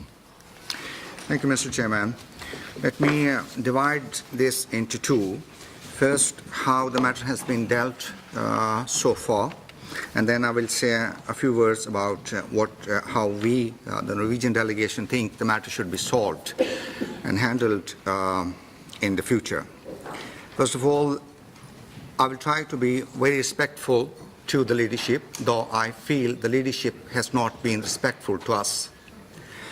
I don't think it was very pleasant to listen that I myself, my colleagues in the Norwegian delegation and the other delegates have undermined your president, my president, and undermined our organization. It is not pleasant to listen this very early morning. We, the Norwegian delegation, is a part of this organization, have always tried our level best to strengthen the organization, both economically, politically, and morally. This was not pleasant to listen back. Let me then say, I have registered now, I have noted that the German delegation, the Swiss delegation, the Swedish delegation, the delegation from the United Kingdom, delegation from Albania, and delegation from Spain all agree that we need to restore the cooperation. All of us. The Swiss delegation asked a very simple question. We should like to know why such an important decision was not put to a formal vote involving all national delegations. That was the question we also put in writing. I believe that was almost the question the Swedes asked. What we got back is 4 pages answer, a letter, once again accusing us for not being respectful to our own leadership, not being respectful to the organization, and undermining the president and the leadership. This is not proper way to talk to the delegations and delegates. I hope that the leadership take it with us, with yourself, and make a better dialogue with your own organization back. Thank you. That is the first thing. Second thing is, one of the most important businesses we do is to monitor elections. And why do we do that? Because we believe in democracy, we believe in transparency, and we believe in political and democratic institutions. If that is undermined, which we believe will be undermined, if we don't have the cooperation with ODIHR, the experts, what are we going to do then? What is the rest of our job? And how shall we go back to our governments and our parliaments and ask for the money, for the funds, in order to run this organization? This will be very difficult for the Norwegian delegation to go to the parliament and ask for the funds if we are not able to do the most important work we are supposed to do. And I believe many other delegations will have the same problem. So leadership has to start thinking how we shall fund this very organization in the future if this very important piece of our job is not there. I believe I have, as I said, I have now heard 6-7 delegations. All of them demand that the cooperation is restored. The question now is how leadership is going to respond. I have heard the Mr. Secretary General saying that the agreement is to be followed. That is a very good thing. But what we have done is we have terminated the agreement. What have we done in order to make it possible that the agreement is followed? We are sitting together, 57 delegations, 56 delegations. We are parliamentarians from profound democracies. We are grown-up people, as my colleague said. And what we have done is we have abolished, we have simply terminated an agreement which someone feels is not working. Well, I have heard from my colleagues there have been problems between the parliamentarians and people from ODIHR. There are a lot of problems in the world. What do we do then?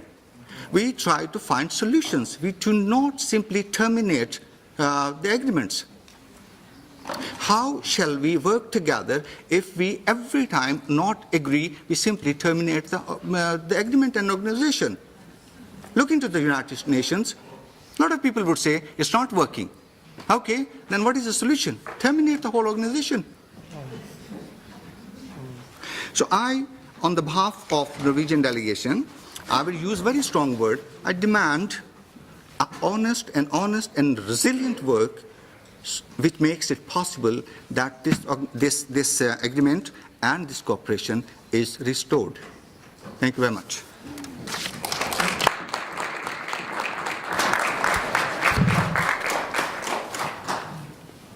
Grazie Mr. Chaudhry e adesso il collega Silva del Portogallo. Grazie. Thank you, Mr. Chairman. Time is very precious for all of us, and we are losing our time in this inside conflict that weakens our organization, that divides us, as we can see. To look persistently to the past weakens our organization too. We have to look at the future, trying to find there the necessary solutions. And the future is the mutual understanding with ODIHR. I don't want to speak about new agreements. I think we don't need new agreements. We need to meet, to discuss, in order to regain mutual trust. Mutual trust is the very important thing. Not in a bureaucratic way, creating special groups that take too long to find an eventual solution. We have the instrument, a very special instrument, the Transparent Committee. And I wanted to urge the Transparent Committee and our colleague François Donéa, a very experienced and wise colleague, to talk with ODIHR and try to find a solution. I hope that a solution will bring about rapidly in 2 months at maximum. And a last question. How can we intend to solve political problems if we cannot solve our internal and operational differences? Thank you.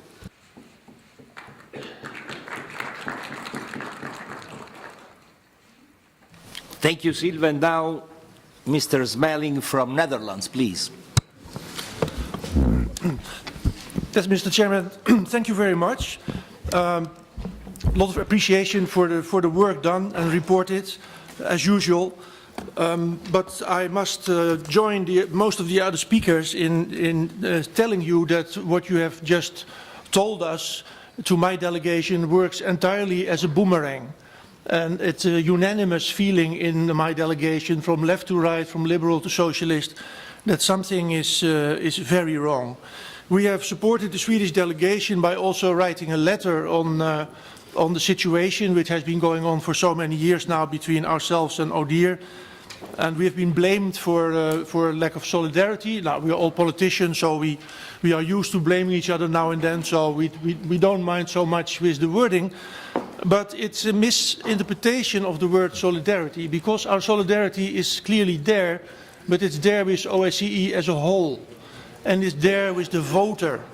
But it's not necessarily just there with our assembly if our assembly chooses to put itself aside from the main core business of our OSCE, if it chooses to divide and not unite what is currently going on.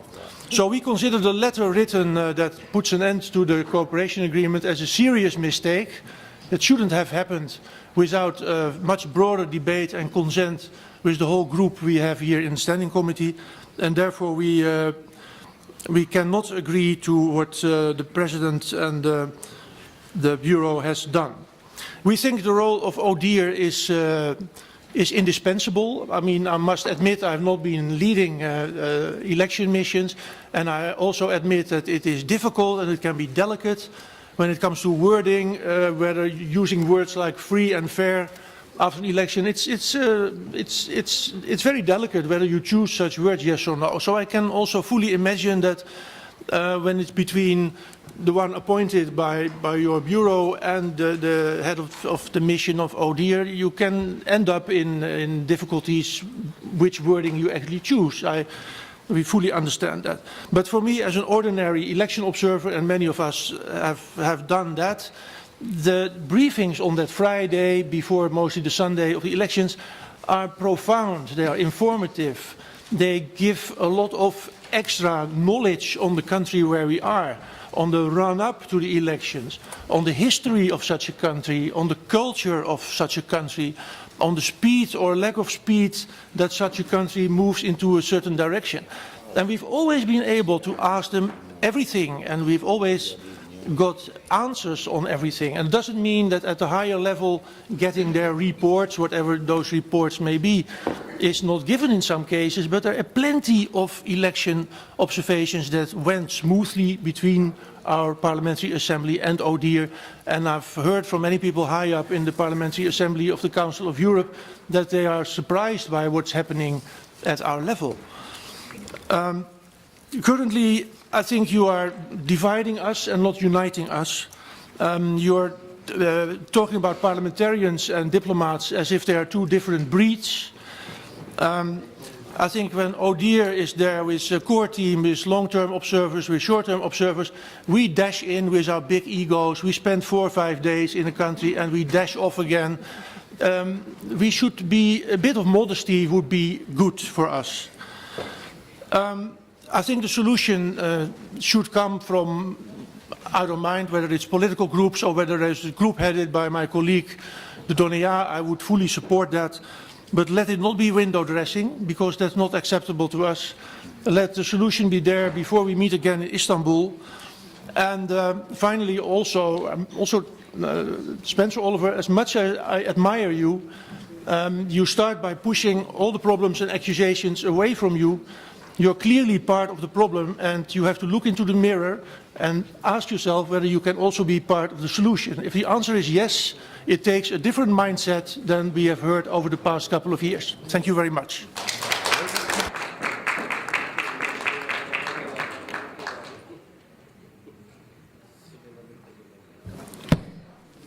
Thank you, Smiling. And now, Mr. Voridis from Greece, please.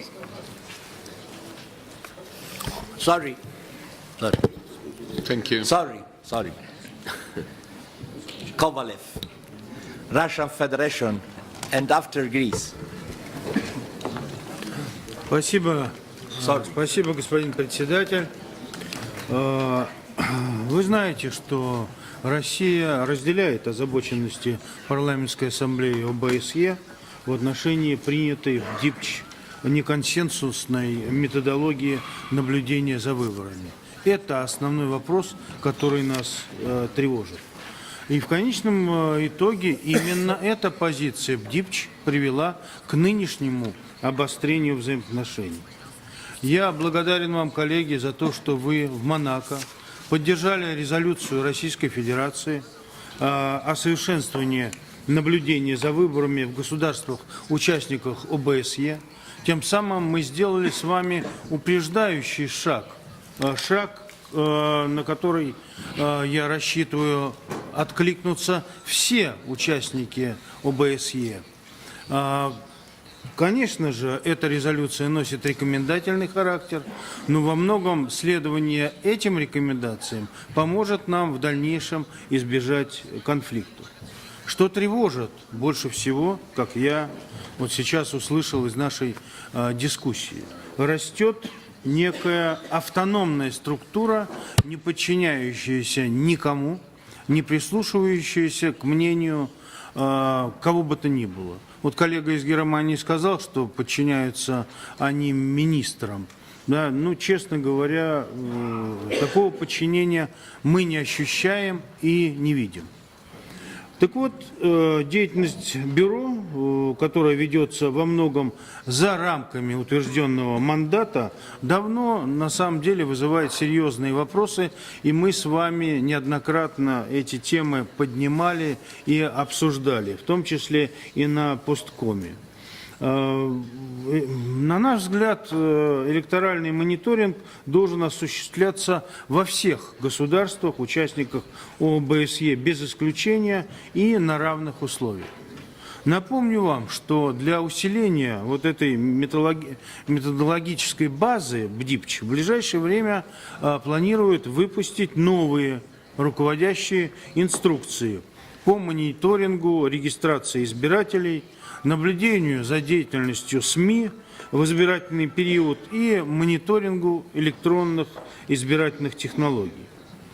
Практически вот это новое, выпускаемое шестое руководство, не только не утверждалось постсоветом ОБСЕ, но самое главное, не согласовывалось с государственными участниками даже на экспертном уровне, что, конечно, вызывает тревогу. И не привлекались специалисты из центральных избирательных комиссий государств, стран, участников ОБСЕ. И еще раз это подтверждает упорное нежелание самого БДИПЧ что-то менять в этой самостийной методологии. То есть речь идет фактически о модернизации силами БДИПЧ своей же внутренней инструкции, не утвержденной ОБСЕ на основе консенсуса. Поэтому мы, разумеется, за сотрудничество. Но здесь должны быть шаги обоюдные навстречу друг другу. И вот эта методология должна быть утверждена широким составом с привлечением максимального количества и специалистов, и всех стран, экспертов на этом уровне. Мы рассчитываем на успешную реализацию запускаемого в этом году внебюджетного проекта БДИПЧ по проведению сравнительного анализа избирательного законодательства стран ОБСЕ. Вы знаете, что эта инициатива была принята с подачи России и Белоруссии. Поэтому надеемся, что усовершенствовав сам процесс и утвердив методологию проведения контроля над выборами, мы продвинемся в значительной степени вперед. Спасибо, коллеги, за внимание.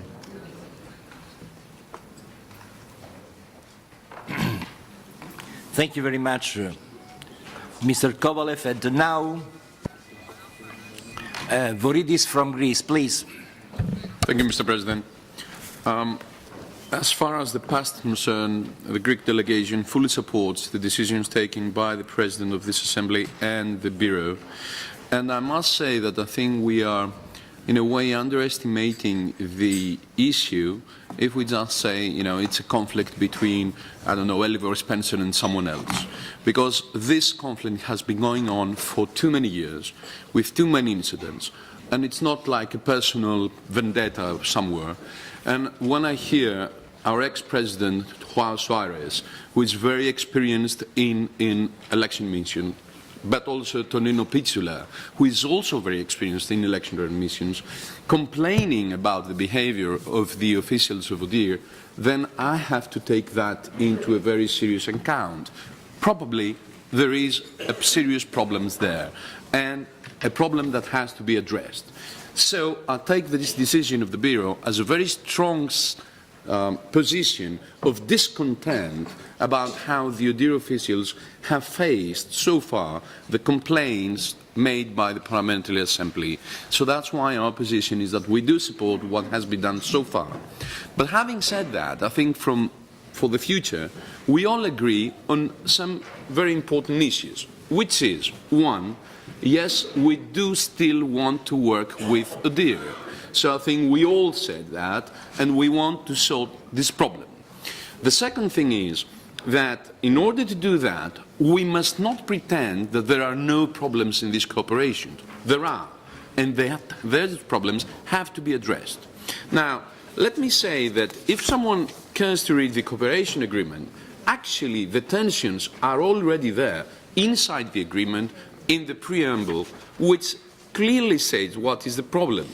While the OSCE EPA has engaged almost exclusively in the observation of parliamentary election by short-term observers, the ODIHR has engaged in election assistance, long-term observation and short-term observation of presidential, parliamentary, municipal elections, as well as referendums, in order to avoid overlap, redundancy, unnecessary expense and confusion. It is agreed, and it goes as follows. So, yes, the tensions were there, but also the differences between the works done within the different bodies. So, the agreement was said in order exactly to deal with those tensions, and that's why I think we should move towards that direction. So, yes, we want to work on the agreement, and we want to work with the ODIHR. I think we are all agree on that. Now, how we are going to proceed from now on? One thing, there are actually, I think, two basic ideas. The one idea is we create an ad hoc committee made by ODIHR, officials of ODIHR, and officials of the Parliamentary Assembly. I do not agree, and I'll explain why. Who signs this agreement? The agreement is signed by the OSCE chairman in office, which is the representative of OSCE, a representative of the governmental side of OSCE, and the president, at that time, in 1997, of our Parliamentary Assembly. So, I think we should express our firm will to solve the problem, express it to the OSCE, and ask for the OSCE to decide with whom the Parliamentary Assembly will work in order to solve the problem. If that is the ODIHR officials, it's okay, it's their decision. If it's someone else, again, it's okay for us. That's why I fully support the proposal that the Dedonaire Commission will represent us in this effort in order to solve this problem. And this concludes the Greek position, Mr. President. Thank you very much.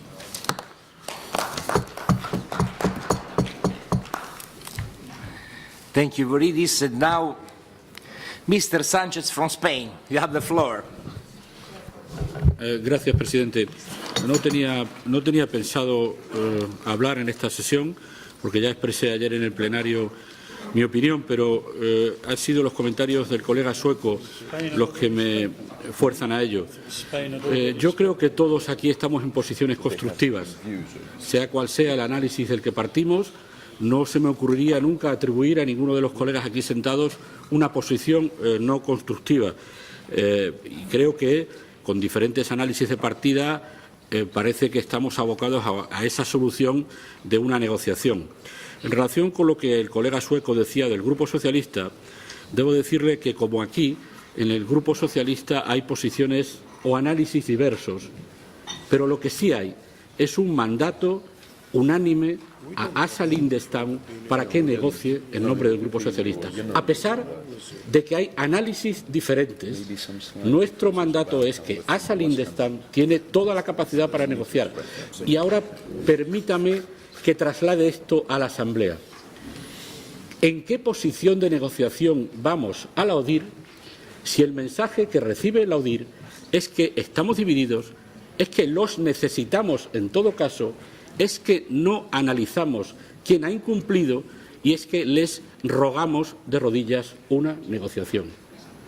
Del mismo modo que en el Grupo Socialista, a pesar de los diferentes análisis, Asa Lindestam tiene todo nuestro mandato para operar con libertad, con DONEA, yo pido que no salga de aquí un mensaje de debilidad y que vayamos a la negociación de la ODIHR en una posición razonablemente fuerte, porque si no, ODIHR tendrá todas las cartas en la mano en esa negociación. Si el mensaje es no podemos hacer nada sin ellos, si el mensaje es una desautorización del Buró de Dublín, me parece que vamos a esa negociación en una posición de debilidad y creo que debemos ir a esa negociación inevitable en una posición de fortaleza. Por lo tanto, el apoyo, por supuesto, a ASA, el apoyo a Donea, pero démoselo en una situación política que les permita ir a la negociación con una cierta fortaleza. Nada más.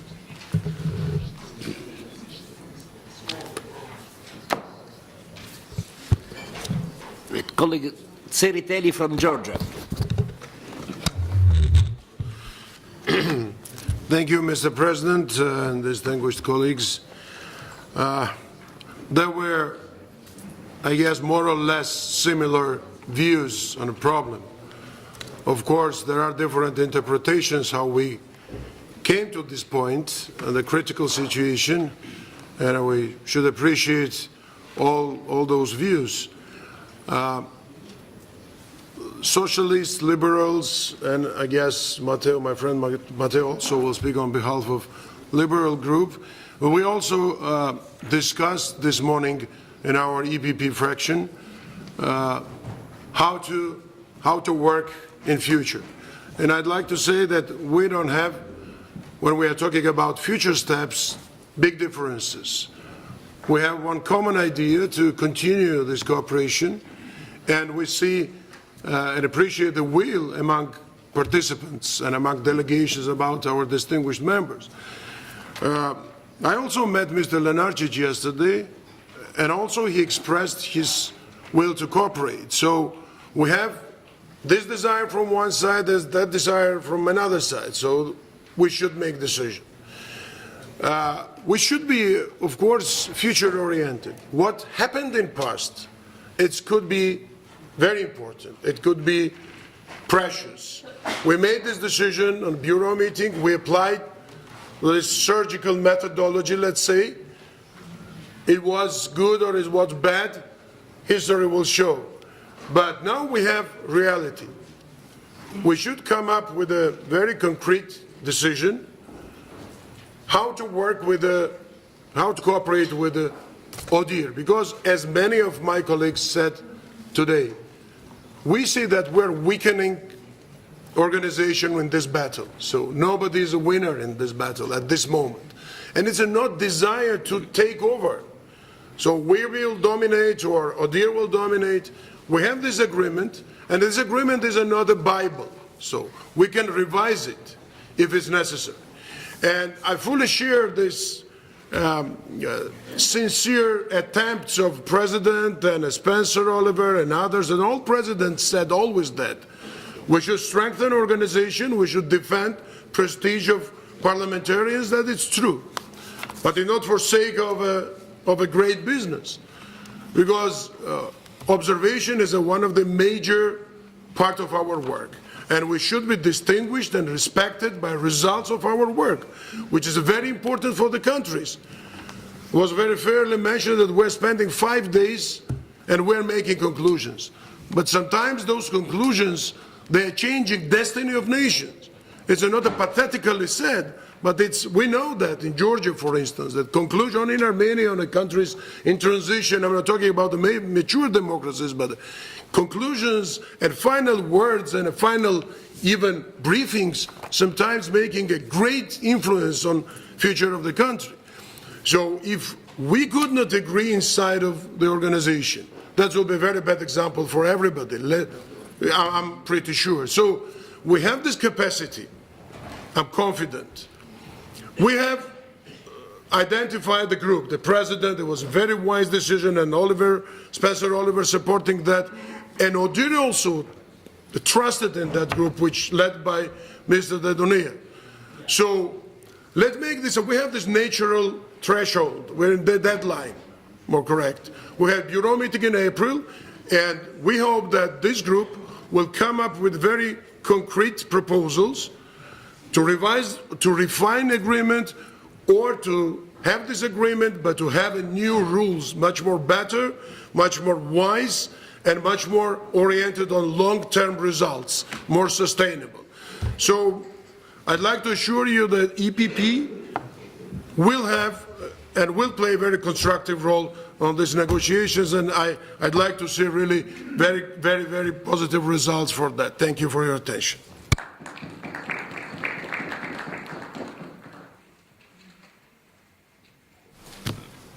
And now Mr. Gegabian from Armenia, please.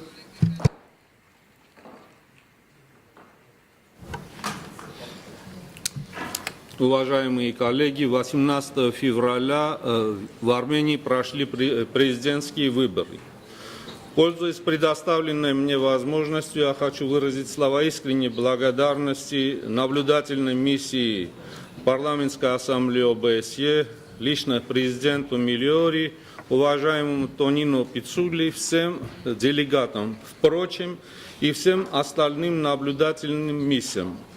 Сегодня я с особым интересом слушаю дискуссию относительно взаимоотношений между БДИПЧ и Парламентской ассамблеей ОБСЕ.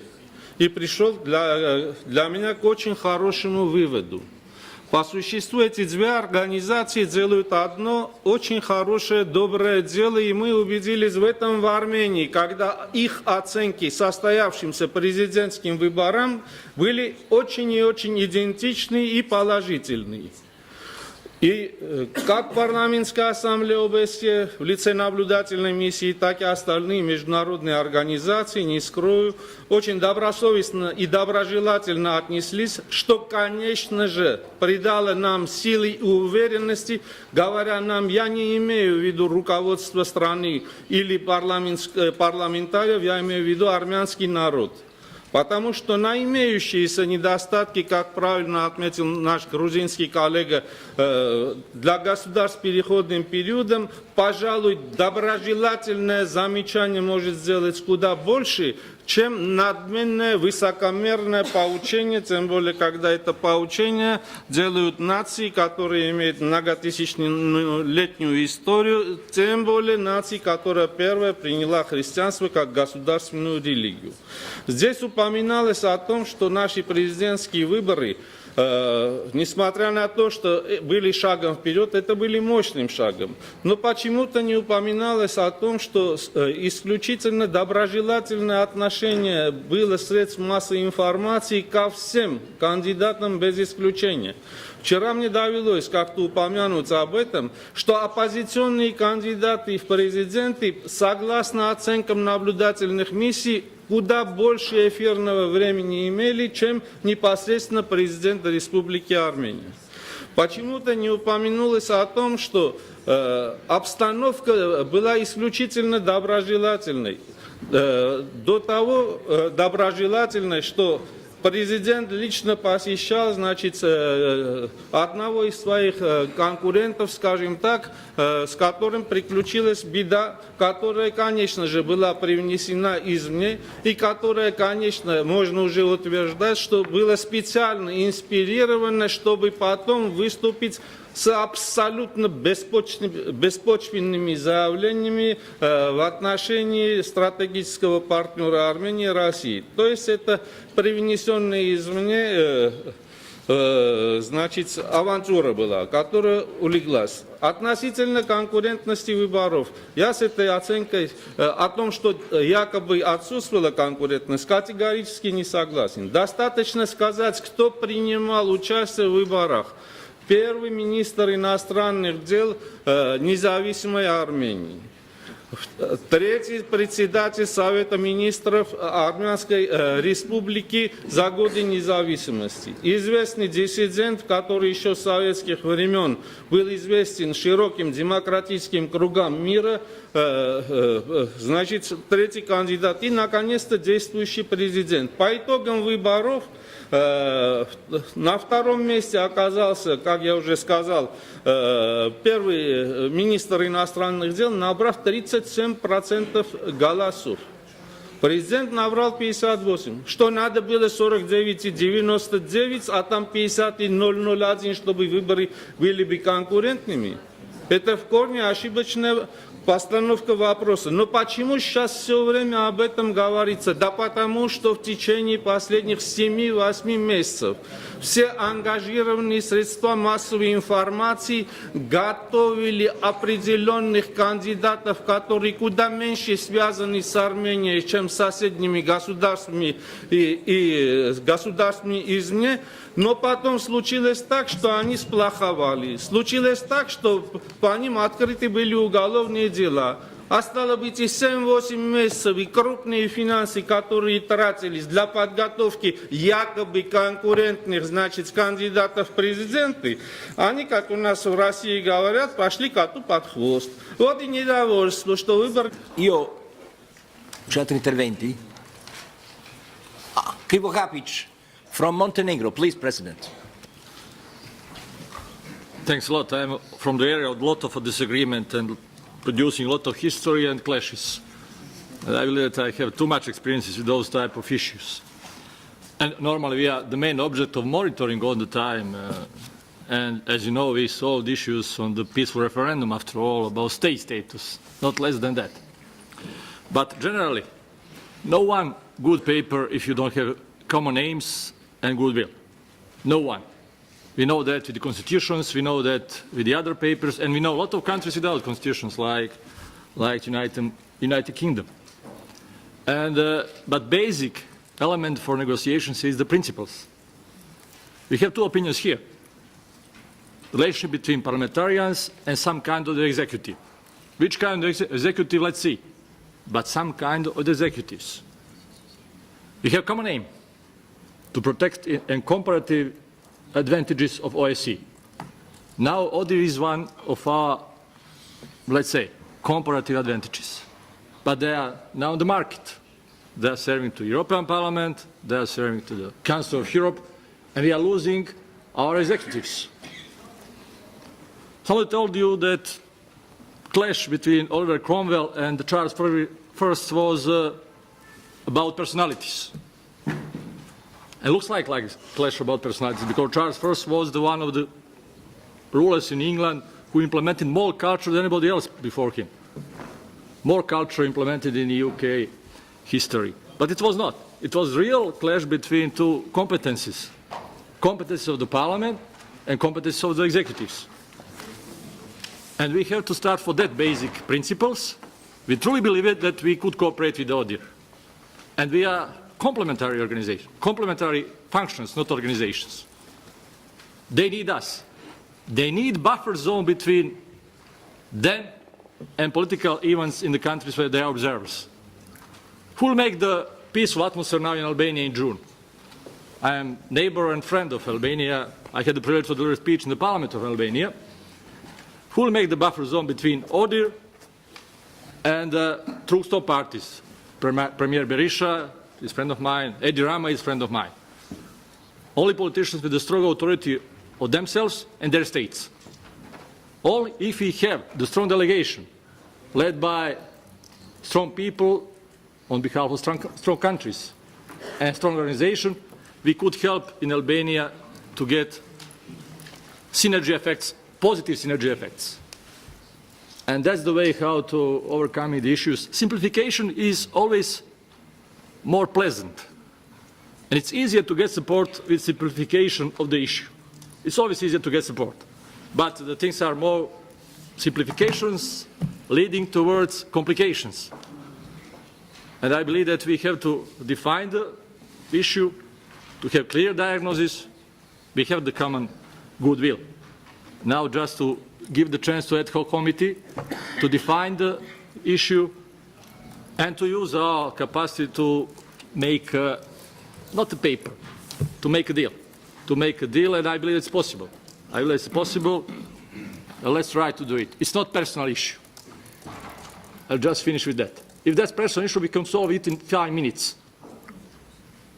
Just to put the points on few persons and tell them, come on, you have to go home, and we solve the issues. It's not a personal issue. Unfortunately, it's easy to solve if you have personal issues. It's the issue of the basic elements. It's normal if you are developing organization. And if the organization is in new phases with the new experiences. It's always a matter of development to have the crisis in development and the clash of the different powers. But I truly believe in our maturity. Many of you are much more mature democracies than mine. But I believe that we have a lot of maturity to solve those clashes and to, after all, to have the stable cooperation in all levels of OSCE organizations. Thanks a lot.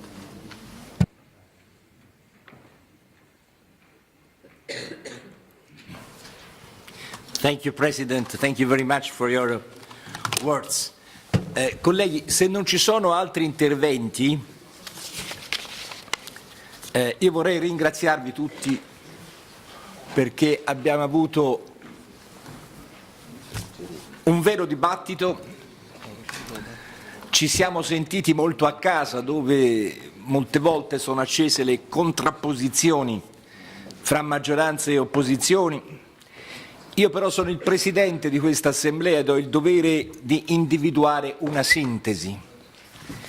In italiano si dice, è una parola un po' difficile, ho scremato i vostri interventi, cioè ho tentato di eliminare tutti gli elementi di potenziale diversità di opinioni e ho tratto 3 punti concreti, operativi, che io spero rappresentino la sintesi del nostro lavoro.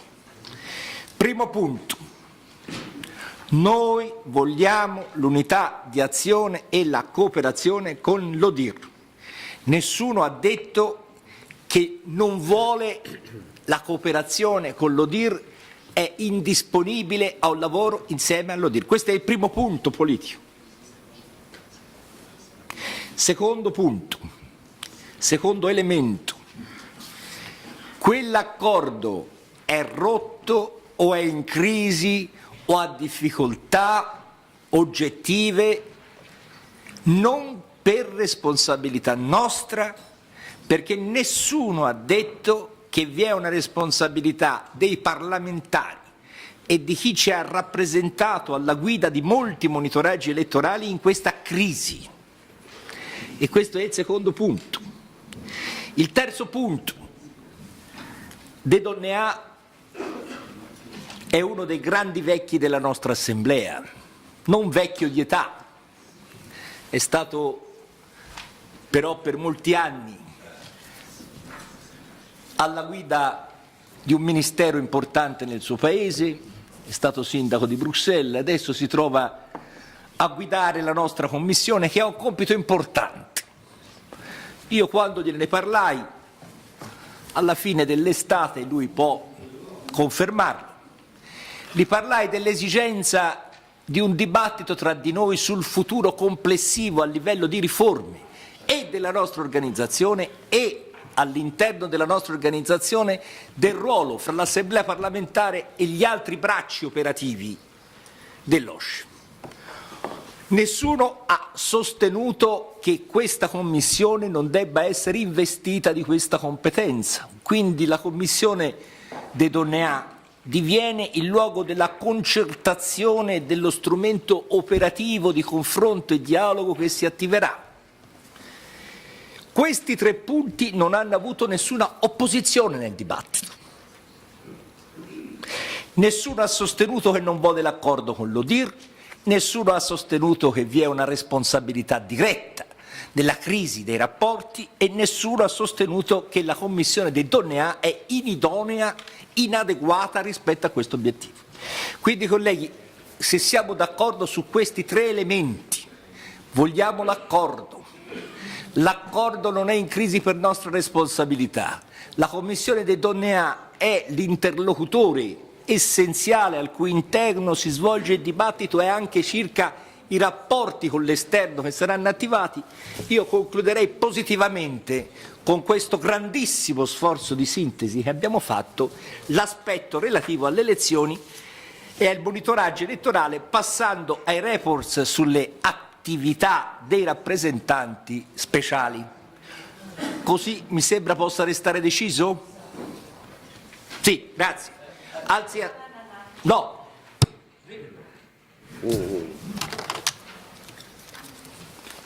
Please, colleague, sorry.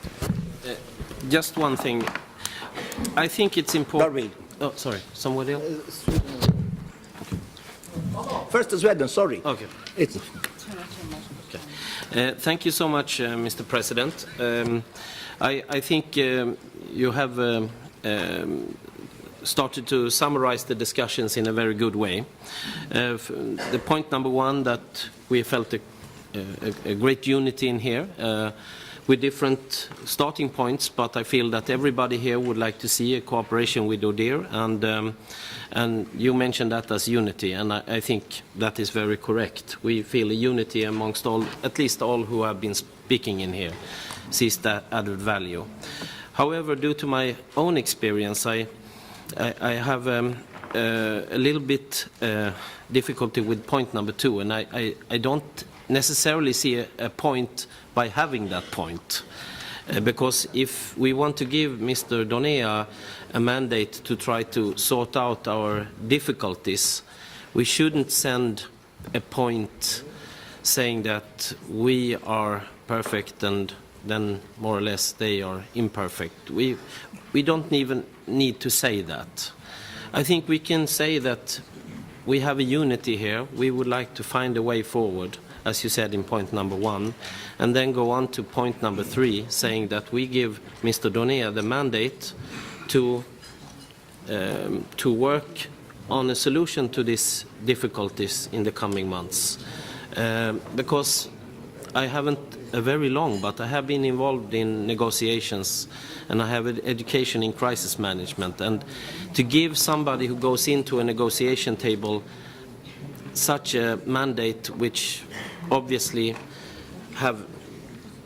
creates a very awkward situation as a starter, that's not a good mandate to give Mr. Donea. It's better to give him the direction and then give him the mandate. I think these two would be quite helpful. So we don't need to say more than that. That's my point. Thank you. No, ti ringrazio per la chiarezza, ma ovviamente il collega di Donea è libero di affrontare questo lavoro come meglio crede. Nessuno degli interventi ha detto che quello che è successo in America è colpa di João Soares. Nessuno degli interventi ha sostenuto, a meno che non abbia sentito male, che quello che è accaduto è responsabilità di questa Assemblea. Allora, io voglio essere chiaro, De Donea è libero di svolgere il proprio ruolo perché ha un mandato totale, ma l'analisi che è emersa dai nostri interventi è questa, i 3 punti sono questi. Vogliamo l'unità, non abbiamo responsabilità su questo, De Donea apre il confronto. Ti do subito la parola. Se vogliamo inserire altri punti, avanzate, ma guardate, già mi sembra il percorso sia difficile. Io vi invito a uno sforzo sul serio di unità su questo punto. Il collega della delegazione norvegese, prego. Norway. Mr. President, let me say that I strongly agree with my colleague from Sweden. It is waste of time to say who is responsible for what as far as it concerns the past. If we want, and that's what we want, a good cooperation with a friendly organization in future, it is no good that we start with saying this is your responsibility. Everything went wrong because you are irresponsible. You have the responsibility for things have gone wrong. This is not the way, Mr. President, to start a good negotiation. We do not even need to mention this. And I haven't listened to any other delegates having said that all responsibility lies with ODIHR, and there is no malpractice, no problem from our side. I haven't heard any single delegates.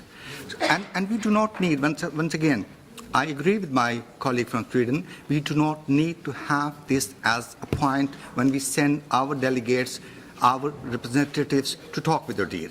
Let's start with saying we need and we want restoration of cooperation. Let's start from where we are without delegating, without saying who did wrong in the past.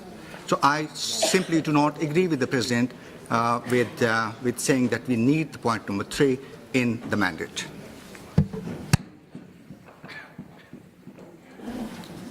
Colleghi,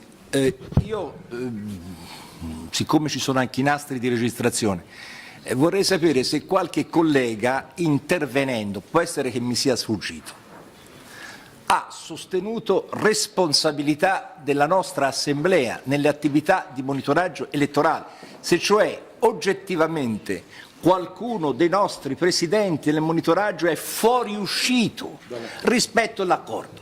Perché io ho tentato di fare una sintesi di tutti i vostri interventi. Questi sono i 3 elementi che hanno caratterizzato tutti gli interventi. Nessuno ha detto non voglio l'accordo con l'ODIR. Nessuno ha riconosciuto fuoriuscite di responsabilità da parte dei nostri parlamentari e delle presidenze nei monitoraggi elettorali.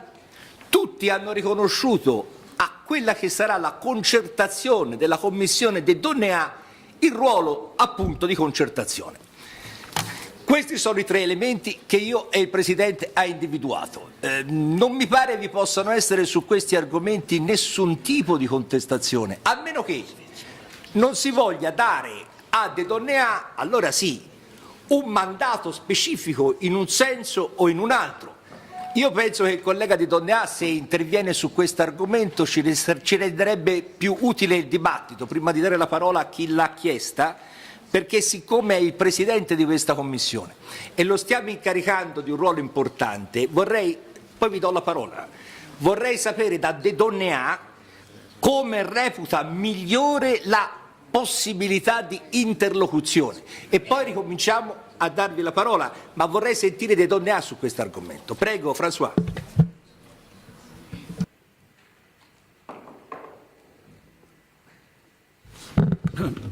Merci, Monsieur le Président. Merci pour votre confiance. Il est clair que mon objectif est d'aller vite. Et je pense en effet, comme beaucoup de collègues l'ont réclamé à juste titre ici autour de la table, qu'il faut qu'il y ait une proposition d'accord sur la table du bureau de l'Assemblée parlementaire à Copenhague les 14 et 15 mai. Si nous ne parvenons pas à réussir d'ici là, je pense qu'en tout cas, il sera difficile de réussir et je ne le souhaite pas. Donc je pense que la vitesse est importante et je rencontrerai déjà M. Lenarčič dans 20 minutes, donc pour avoir un premier échange de vues avec lui. Je pense également que cela ne sert à rien de revenir sur le passé et d'essayer de se mettre d'accord sur qui a tort, qui a raison, qui a péché, qui n'a pas péché, qui n'a pas interprété l'accord comme il fallait, qui l'a interprété. Je pense que nous avons tous nos convictions là-dessus. Et je pense que toutes ces convictions ont probablement une part de vérité en elles, mais je pense que c'est le meilleur moyen, et les Norvégiens, les Suédois, les Suisses l'ont dit, c'est le meilleur moyen de n'arriver à rien que de commencer à dire c'est toi, c'est pas moi, etc. Donc moi je compte d'abord expliquer à M. Lenarčič que cette Assemblée souhaite continuer à collaborer dans l'observation des élections, qui est notre core business. En tout cas, je pense pour cette Assemblée, l'OSCE a d'autres activités, mais notre Assemblée a surtout comme core business, outre le contrôle de l'exécutif, l'observation d'élections.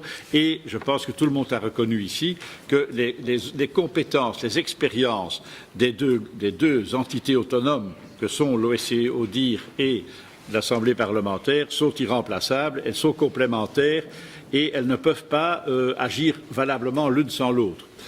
Donc moi je pense, mon sentiment à moi, c'est que nous devons remettre en selle, comme l'a dit Spencer Oliver, nous devons remettre en selle l'accord de 1997. Vous devez savoir qu'en 2006, j'ai été chargé par le président en exercice belge de l'Assemblée, Karel de Gucht, de faire une analyse approfondie avec Jan Petersen, ancien ministre norvégien, de l'ensemble des procédures, et nous étions déjà arrivés à l'époque à la conclusion, Jan Petersen et moi, qu'il n'était absolument pas possible de rouvrir cet accord. Rouvrir cet accord, c'est rouvrir la boîte de Pandore, c'est également, et certains l'ont dit ici, c'est également devoir reprendre des contacts extrêmement compliqués avec le Parlement européen le Conseil de l'Europe, l'Assemblée du Conseil de l'Europe et l'Assemblée de l'OTAN. Donc je pense que la solution doit être dans, le maintien, le rétablissement de cet accord qui a été suspendu, le rétablissement de l'accord, mais avec une annexe interprétative pour certains points. Je pense qu'on peut en effet considérer que, bien que l'accord ne doive pas être remis en question, qu'au vu de l'expérience, il est utile que dans un échange de lettres ou dans un protocole annexe, l'on précise certains points dont certains ont d'ailleurs été déjà discutés aujourd'hui. Voilà, moi j'aborde M. Lenarčič sans idée préconçue, je l'aborde sans préjugés, je ne vais pas faire le procès du passé, je vais surtout essayer de lui faire comprendre qu'il est dans l'intérêt également de l'ODIHR de remettre les choses sur les rails, parce que je pense que l'observation des élections, si la collaboration ne se rétablit pas entre l'Assemblée et l'ODIHR, va disparaître, qu'on fait ainsi le jeu de ceux qui souhaitent qu'il n'y ait pas d'observation d'élections. Et je pense qu'il faut que tout le monde comprenne très bien que certains États membres vont remettre en question les contributions budgétaires, que ce soit à telle ou telle organisation d'ailleurs, concernant l'observation des élections, si on ne remet pas le train sur les rails. J'entends déjà des délégations qui disent, mais enfin, si c'est comme ça, on ne va plus envoyer d'observateurs, on ne va plus payer des détachements d'observateurs long terme. Certains pourraient même aller jusqu'à dire, on remet aussi en question le financement de l'ODIHR. Donc je crois que nous sommes, tant ODIHR qu'Assemblée parlementaire de l'OSCE, dans le même bateau. Personne ne doit croire que, même s'il gagne une bataille, il a gagné la guerre. Je pense que nous devons remettre les choses en place. Bon, je vais essayer de... Je crois que M. Lenarčič est un homme intelligent, c'est quelqu'un qui a déjà maintenant beaucoup d'expérience aussi. Et en effet, comme certains collègues l'ont dit, quand je lis le mémorandum qui a été établi par Tina Schön pour dire quels sont au fond les problèmes, et je crois que c'est notre ami suédois qui l'a dit, à mon avis, aucun de ces problèmes ne sont insurmontables. C'est une question de bonne volonté, et c'est question de remettre sur papier quelques interprétations. Je pense que tout ça peut tenir sur 2 feuilles, pas plus, et que donc il faudra que le bureau des 14 et 15 avril examine ce que j'aurais pu mettre au point avec M. Lenarčič et tranche alors, et si possible, remettre tout sur les rails comme nous le voulons tous. Voilà, je vous remercie de votre confiance et de votre attention.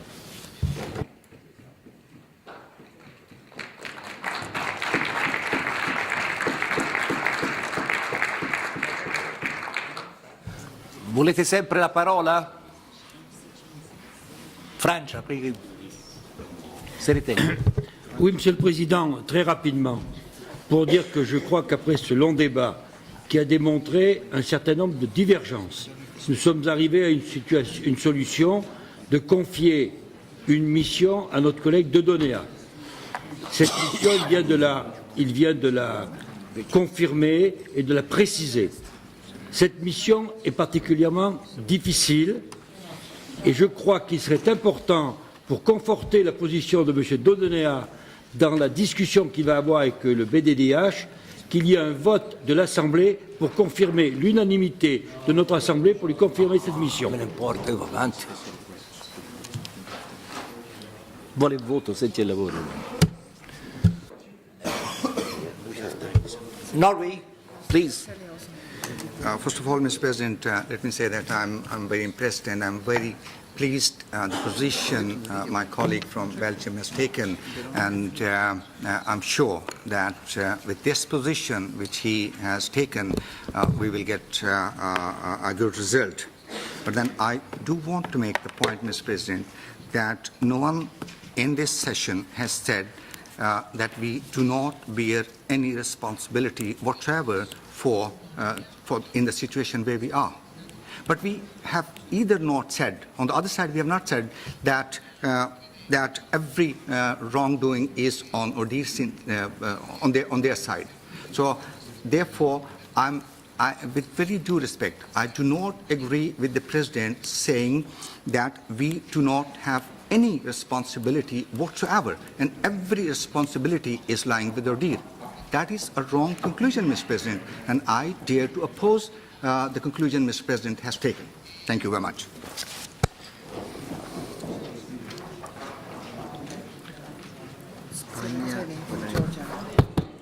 Guardate, vorrei essere chiaro su questo punto.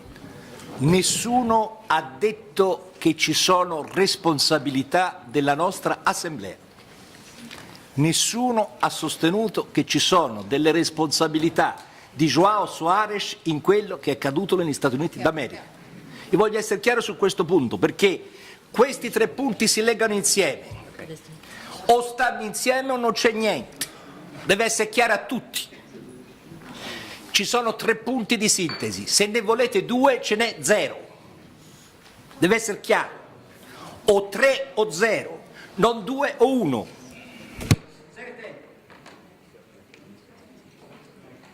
Yes. So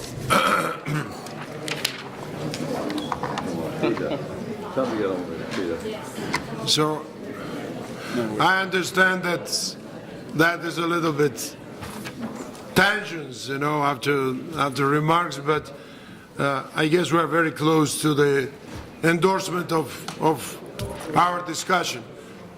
Everybody, you know, feels responsibility and acknowledges that. That's why we have 2 hours discussion today. I think so.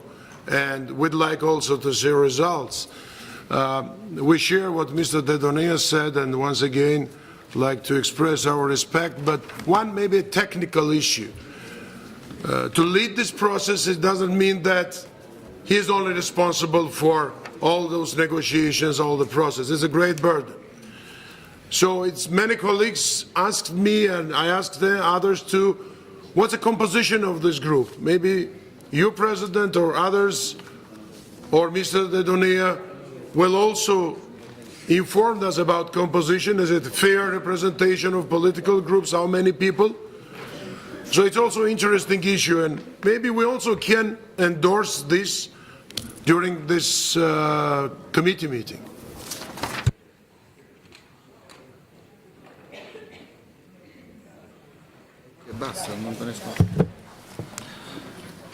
I membri di questa commissione, siccome mi è stato chiesto dal collega, sono De Donea, presidente del Belgio e vicepresidente Wolfgang Grossruck dell'Austria.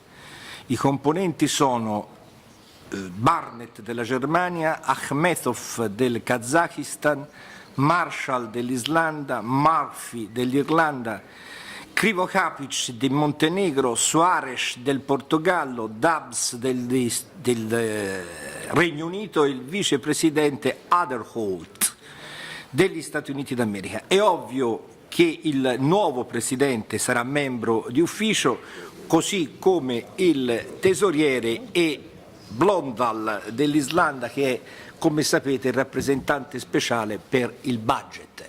Mi sembra che la situazione sia tale per cui sia opportunamente, se François sarà d'accordo, e sicuramente lo è, stante la situazione sarà il caso di una valutazione sui componenti per individuare meglio gli equilibri, se lui reputerà opportuno. Ma io non andrei evidentemente oltre, perché, colleghi, noi non possiamo trasformarci in quello che non siamo. Un'assemblea caotica dove si cambia ogni secondo le posizioni. C'è questa commissione, è già stata insediata? Si è già incontrata? Lo so, si è incontrata, si è insediata, si è incontrata. E quindi è già a un certo punto del suo lavoro. Ma siccome ora c'è un'ulteriore questione che viene posta sulla composizione, io mi riferisco anche ai poteri del nuovo Presidente, perché io non lo posso fare, voi sapete, per ovvi motivi temporali, se c'è il caso di integrazioni. Ma non è che adesso possiamo metterci qui a rifare la Commissione, perché faremo un torto alle nostre intelligenze, evidentemente. Chi ha la parola? Pozuelo. Gracias, presidente. Y gracias por la información sobre la composición de la comisión, que tampoco conocíamos claramente. Toda la confianza al presidente de esta comisión, al señor De Donea. Y yo, ante las divergencias de criterios y de opiniones que ha habido sobre su propuesta en el segundo punto, En cuanto a la responsabilidad de ODIHR o de Asamblea Parlamentaria, creo que no debemos volver a debatir sobre este asunto. Todos somos conscientes de que puede haber habido errores por ambas partes. Cuando hay un conflicto no se puede esperar que la responsabilidad 100% sea de uno y no de otro, pero bueno, yo creo que no debemos de entrar en esa cuestión más y sí propondría una cosa que puede hacernos salir de este impasse y que creo que además sería importante recogiendo algunas de las intervenciones previas de los colegas. Sería que ese segundo punto se refiriera exclusivamente a la unidad de este Standing Committee, del apoyo que da al presidente de la Comisión, el señor de Donea, para que restaure una situación de cooperación entre la Asamblea Parlamentaria y la ODIHR. Yo creo que es importante que llevemos el mandato unánime de esta Standing Committee de apoyo al señor de Donea en sus conversaciones con la Oficina de Derechos Humanos. Nada más. Gracias.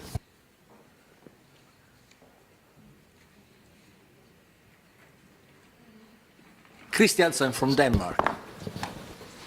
Thank you. I don't have enough knowledge to know to say that the parliamentary is not responsible, but I can't see the need for it. I think it's more important to look forward, and I think if we are going to say that we are without responsibility, then we don't move forward. I don't think that's a very good way to work on. So I really hope that we can crawl down from the tree and start looking forward. So I really hope that we can skip the line 2 about who is responsible or not. I don't feel that I'm capable to say that we are without any responsibility. Thank you. Madame Barnett, German. Vielen Dank, Herr Vorsitzender. Ja, liebe Kolleginnen und Kollegen, unser Präsident hat ja einen Vorschlag gemacht. Und wie jetzt viele schon gesagt haben, sollten wir uns überlegen, ob wir nicht sagen sollten, den zweiten Punkt, dass wir sagen, wir sind ganz unschuldig, also wir haben gar nichts mit der Krise zu tun, dass wir den fallen lassen. Ich glaube, es ist ein Zeichen der Größe, zu sagen, Leute, da ist viel schiefgelaufen in der Vergangenheit. Wir wollen aber in Zukunft gut zusammenarbeiten.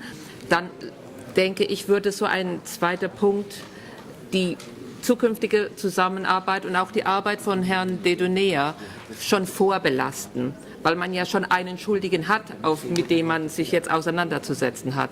Selbst wenn man das 100-mal denkt, aber ich würde davor warnen, das jetzt da reinzuschreiben, um die Arbeit von Herrn de Donea zu belasten. Ich würde es bei den 2 Punkten belassen, Herr Präsident. Das haben Sie sehr gut zusammengefasst. Es zeigt auch die Größe unserer Versammlung, dass wir mit solchen Problemen umgehen können, mit Mitgliedern aus 56 Ländern, die so etwas hinbekommen. Kann ich nur sagen, alle Achtung, das ist eine tolle Leistung.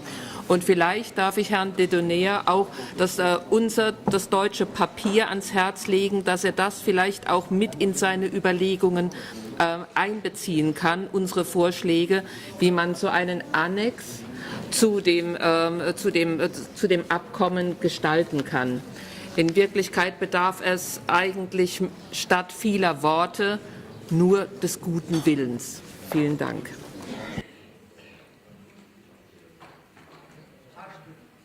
Sweden. Thank you, President. Again, I understand it must be very difficult for you to move in this direction, but I think it's very important that we give Mr. Donea the best mandate. Everybody who has spoken in here wants to give him a good start. And I think, first of all, we show strength in this assembly in the point number 1. We show unity. And that gives a strong mandate. But number 2, will put an obstacle to the mandate, because it's not just what Mr. Donea goes into the room with. Of course, these notes from this points from this meeting will be read.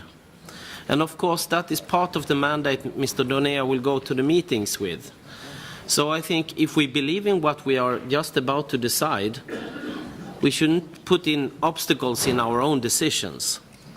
We can think, and we can have our own minds, and different delegations can, and the Secretariat can have the blame shared in between the two. And some here might think it's totally their fault and 100% not our fault, but we shouldn't put that in writing. That will definitely be an obstacle to Mr. Donea's work. So I definitely suggest the withdrawal of point number 2. Grazie. Egerghesi, Switzerland, please. Ja, lieber Herr Präsident, das ist keine chaotische Versammlung, das ist eine wunderbar demokratische Versammlung. Und ich muss Ihnen einfach ein Kompliment sagen. Ich habe noch nie eine Plenarkommissionssitzung von so vielfältigem guten Gehalt gehabt. Und das freut mich. Und das ist etwas, was wir in die Zukunft bringen. Lieber Präsident, ich bitte Sie, Punkt 1, wir wollen die Zusammenarbeit mit dem ODIHR, und Punkt 3 Ihrer Ausführungen, Kollege De Donea soll mit dem Transparenzausschuss, Sie haben das so gut formuliert, die Kompetenz wiederherstellen. Und ich bitte Sie aber auch aus demokratischen Gründen, die ich in meinem ersten Votum ausgeführt habe, hier über diese beiden Punkte eine Abstimmung zu machen. Weil wir haben vorher die Frage gehört, wer trägt die Verantwortung? Und wir alle tragen die Verantwortung, wenn wir dem Transparenzausschuss diese Kompetenz geben, dann sind sie in unserer Pflicht. Ich bitte um eine Abstimmung. Vielen Dank. Thank you. Lord Modest, United Kingdom, please. Thank you very much, Mr. President. I just wish to endorse the comments made by recent speakers in requesting you not to pursue this second point. We are establishing a procedure for negotiation, and we are going to go to those negotiations in good faith. I would suggest that very, very few negotiations are successful if one party walks in the door saying, I am totally blameless, you are to blame for everything, now let us change the arrangement which we negotiated between you at an earlier date. President, I know how strongly you feel. I said when I spoke first of all this morning that I accepted that you did what you did in seeking to abrogate this agreement in good faith. It's been clear that not all of us have agreed with that decision, but we all want to go forward. And I hope at these closing minutes of this standing committee, with you in the chair as the President of the Parliamentary Assembly, rather than say to us, you can have points 1, 2 and 3 or nothing, you would accept the spirit of the members around this table of wanting to come to a conclusion and concede that really we do not want to make that a stumbling block in taking this matter forward. I really do hope that we can conclude with total agreement.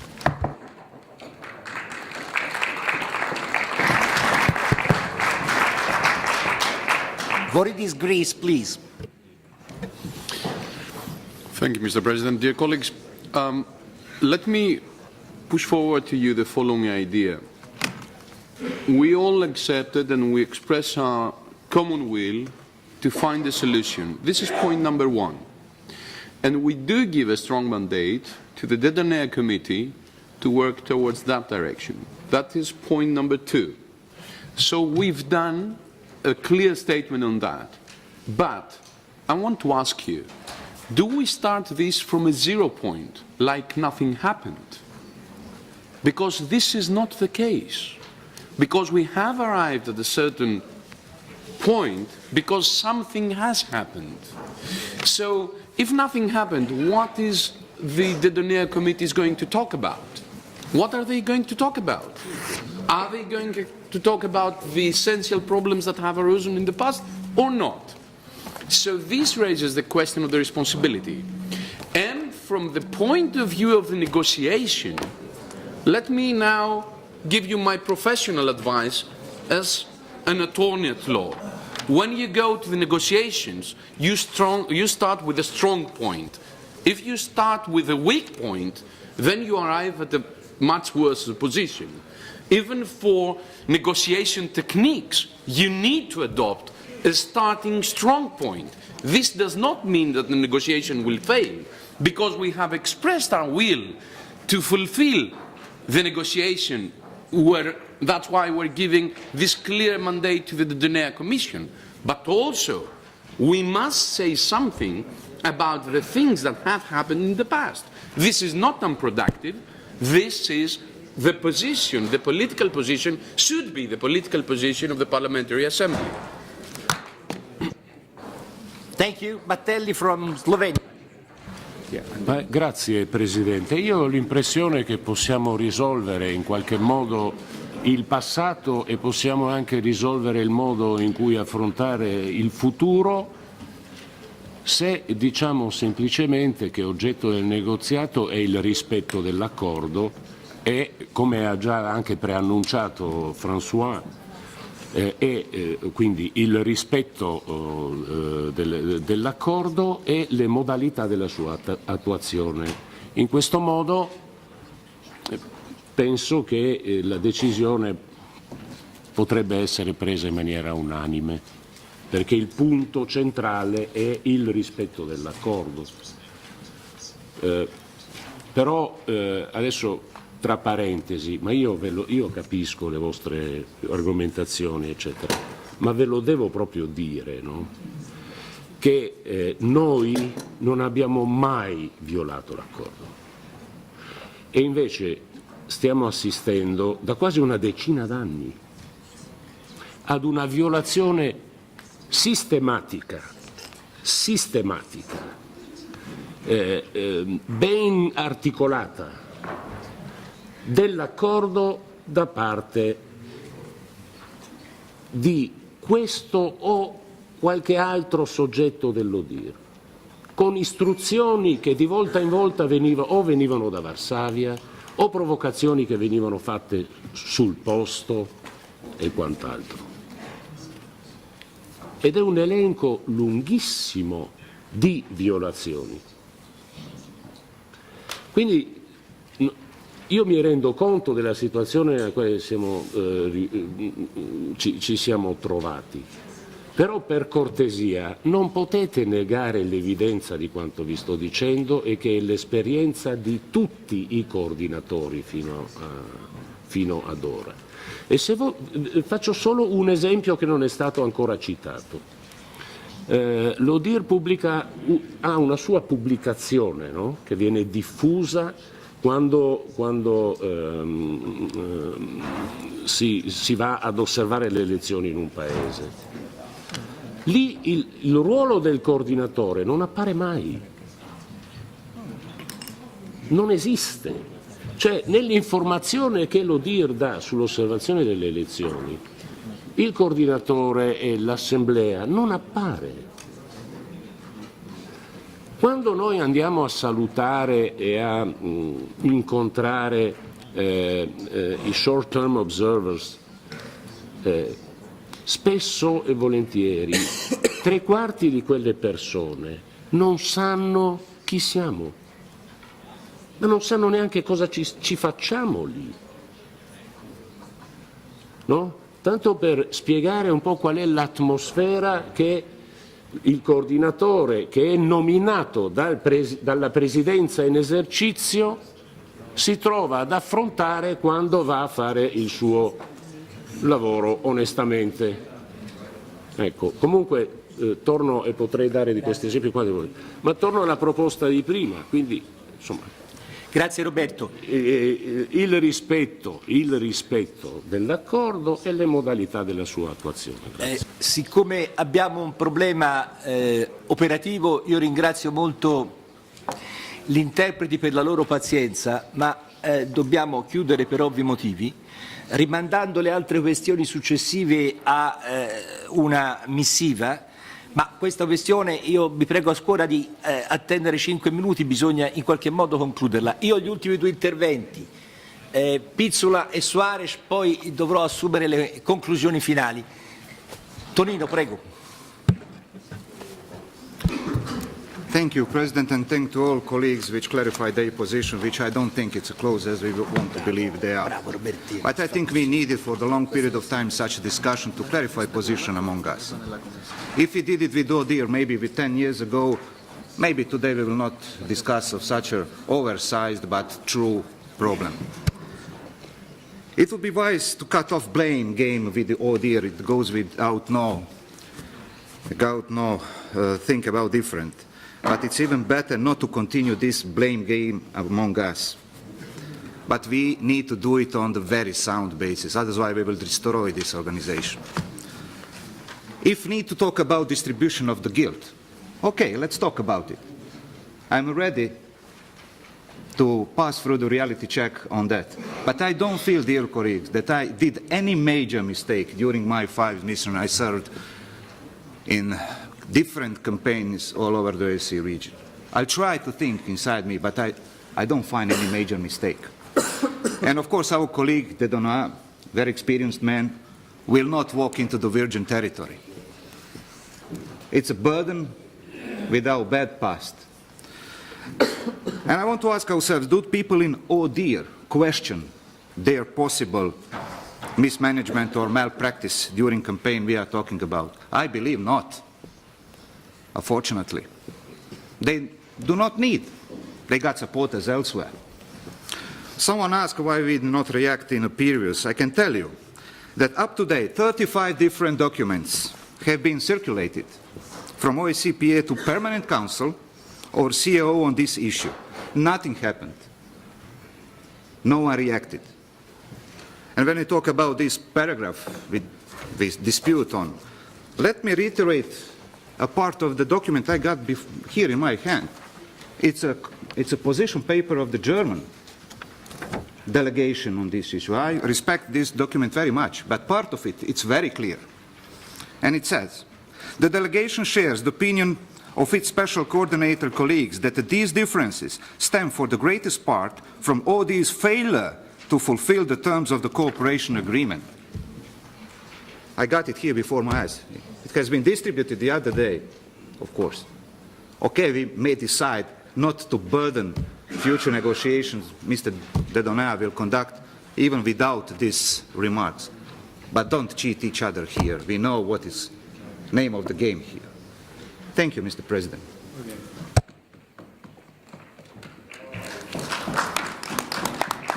Grazie Tonino. Joao.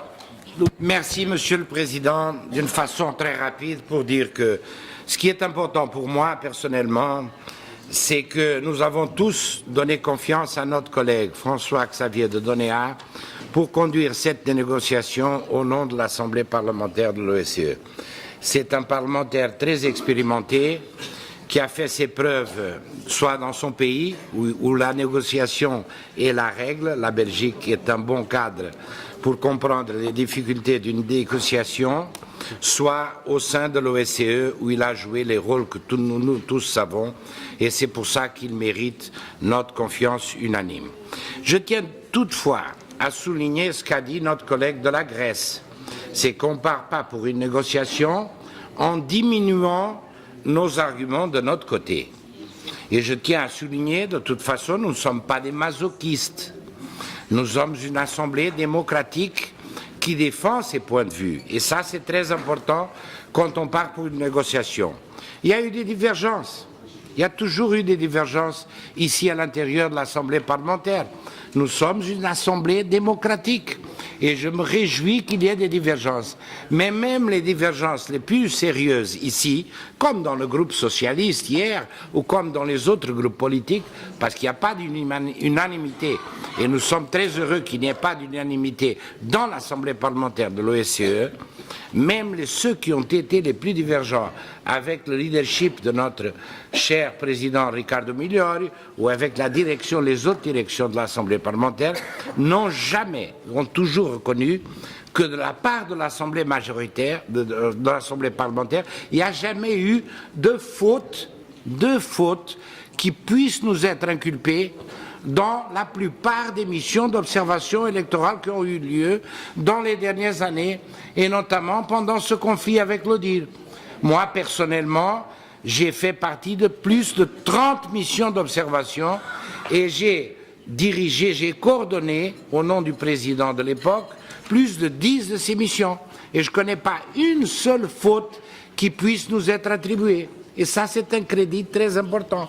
Comme l'a dit notre collègue de la Grèce, il faut avancer pour la négociation avec les points qui sont les points forts. Et s'il y a quelqu'un qui connaisse, pendant les dernières 30 missions d'observation, une faute qui puisse être attribuée à l'Assemblée parlementaire, elle doit être mise sur la table pour que le négociateur sache quelle est la faute qui doit nous être attribuée. Par contre, nous avons beaucoup de nous parlé des fautes qui sont attribuées à l'ODIHR. Il faut les reconnaître parce qu'elles sont là. Nous les avons vues, à commencer par le symbole. Le symbole, le logo de l'ODIHR est toujours là dans les missions de l'OSCE, quand le logo qui devait être là, c'est le logo de l'OSCE. Comme l'a dit Bratelli, il faut reconnaître les choses comme elles sont. Il faut reconnaître les choses comme elles sont, mais ce n'est pas pour parler du passé. Ce qui est important maintenant, c'est la confiance que nous donnons à notre collègue Donea, qui est d'ailleurs déjà en train de parler avec Lenacic.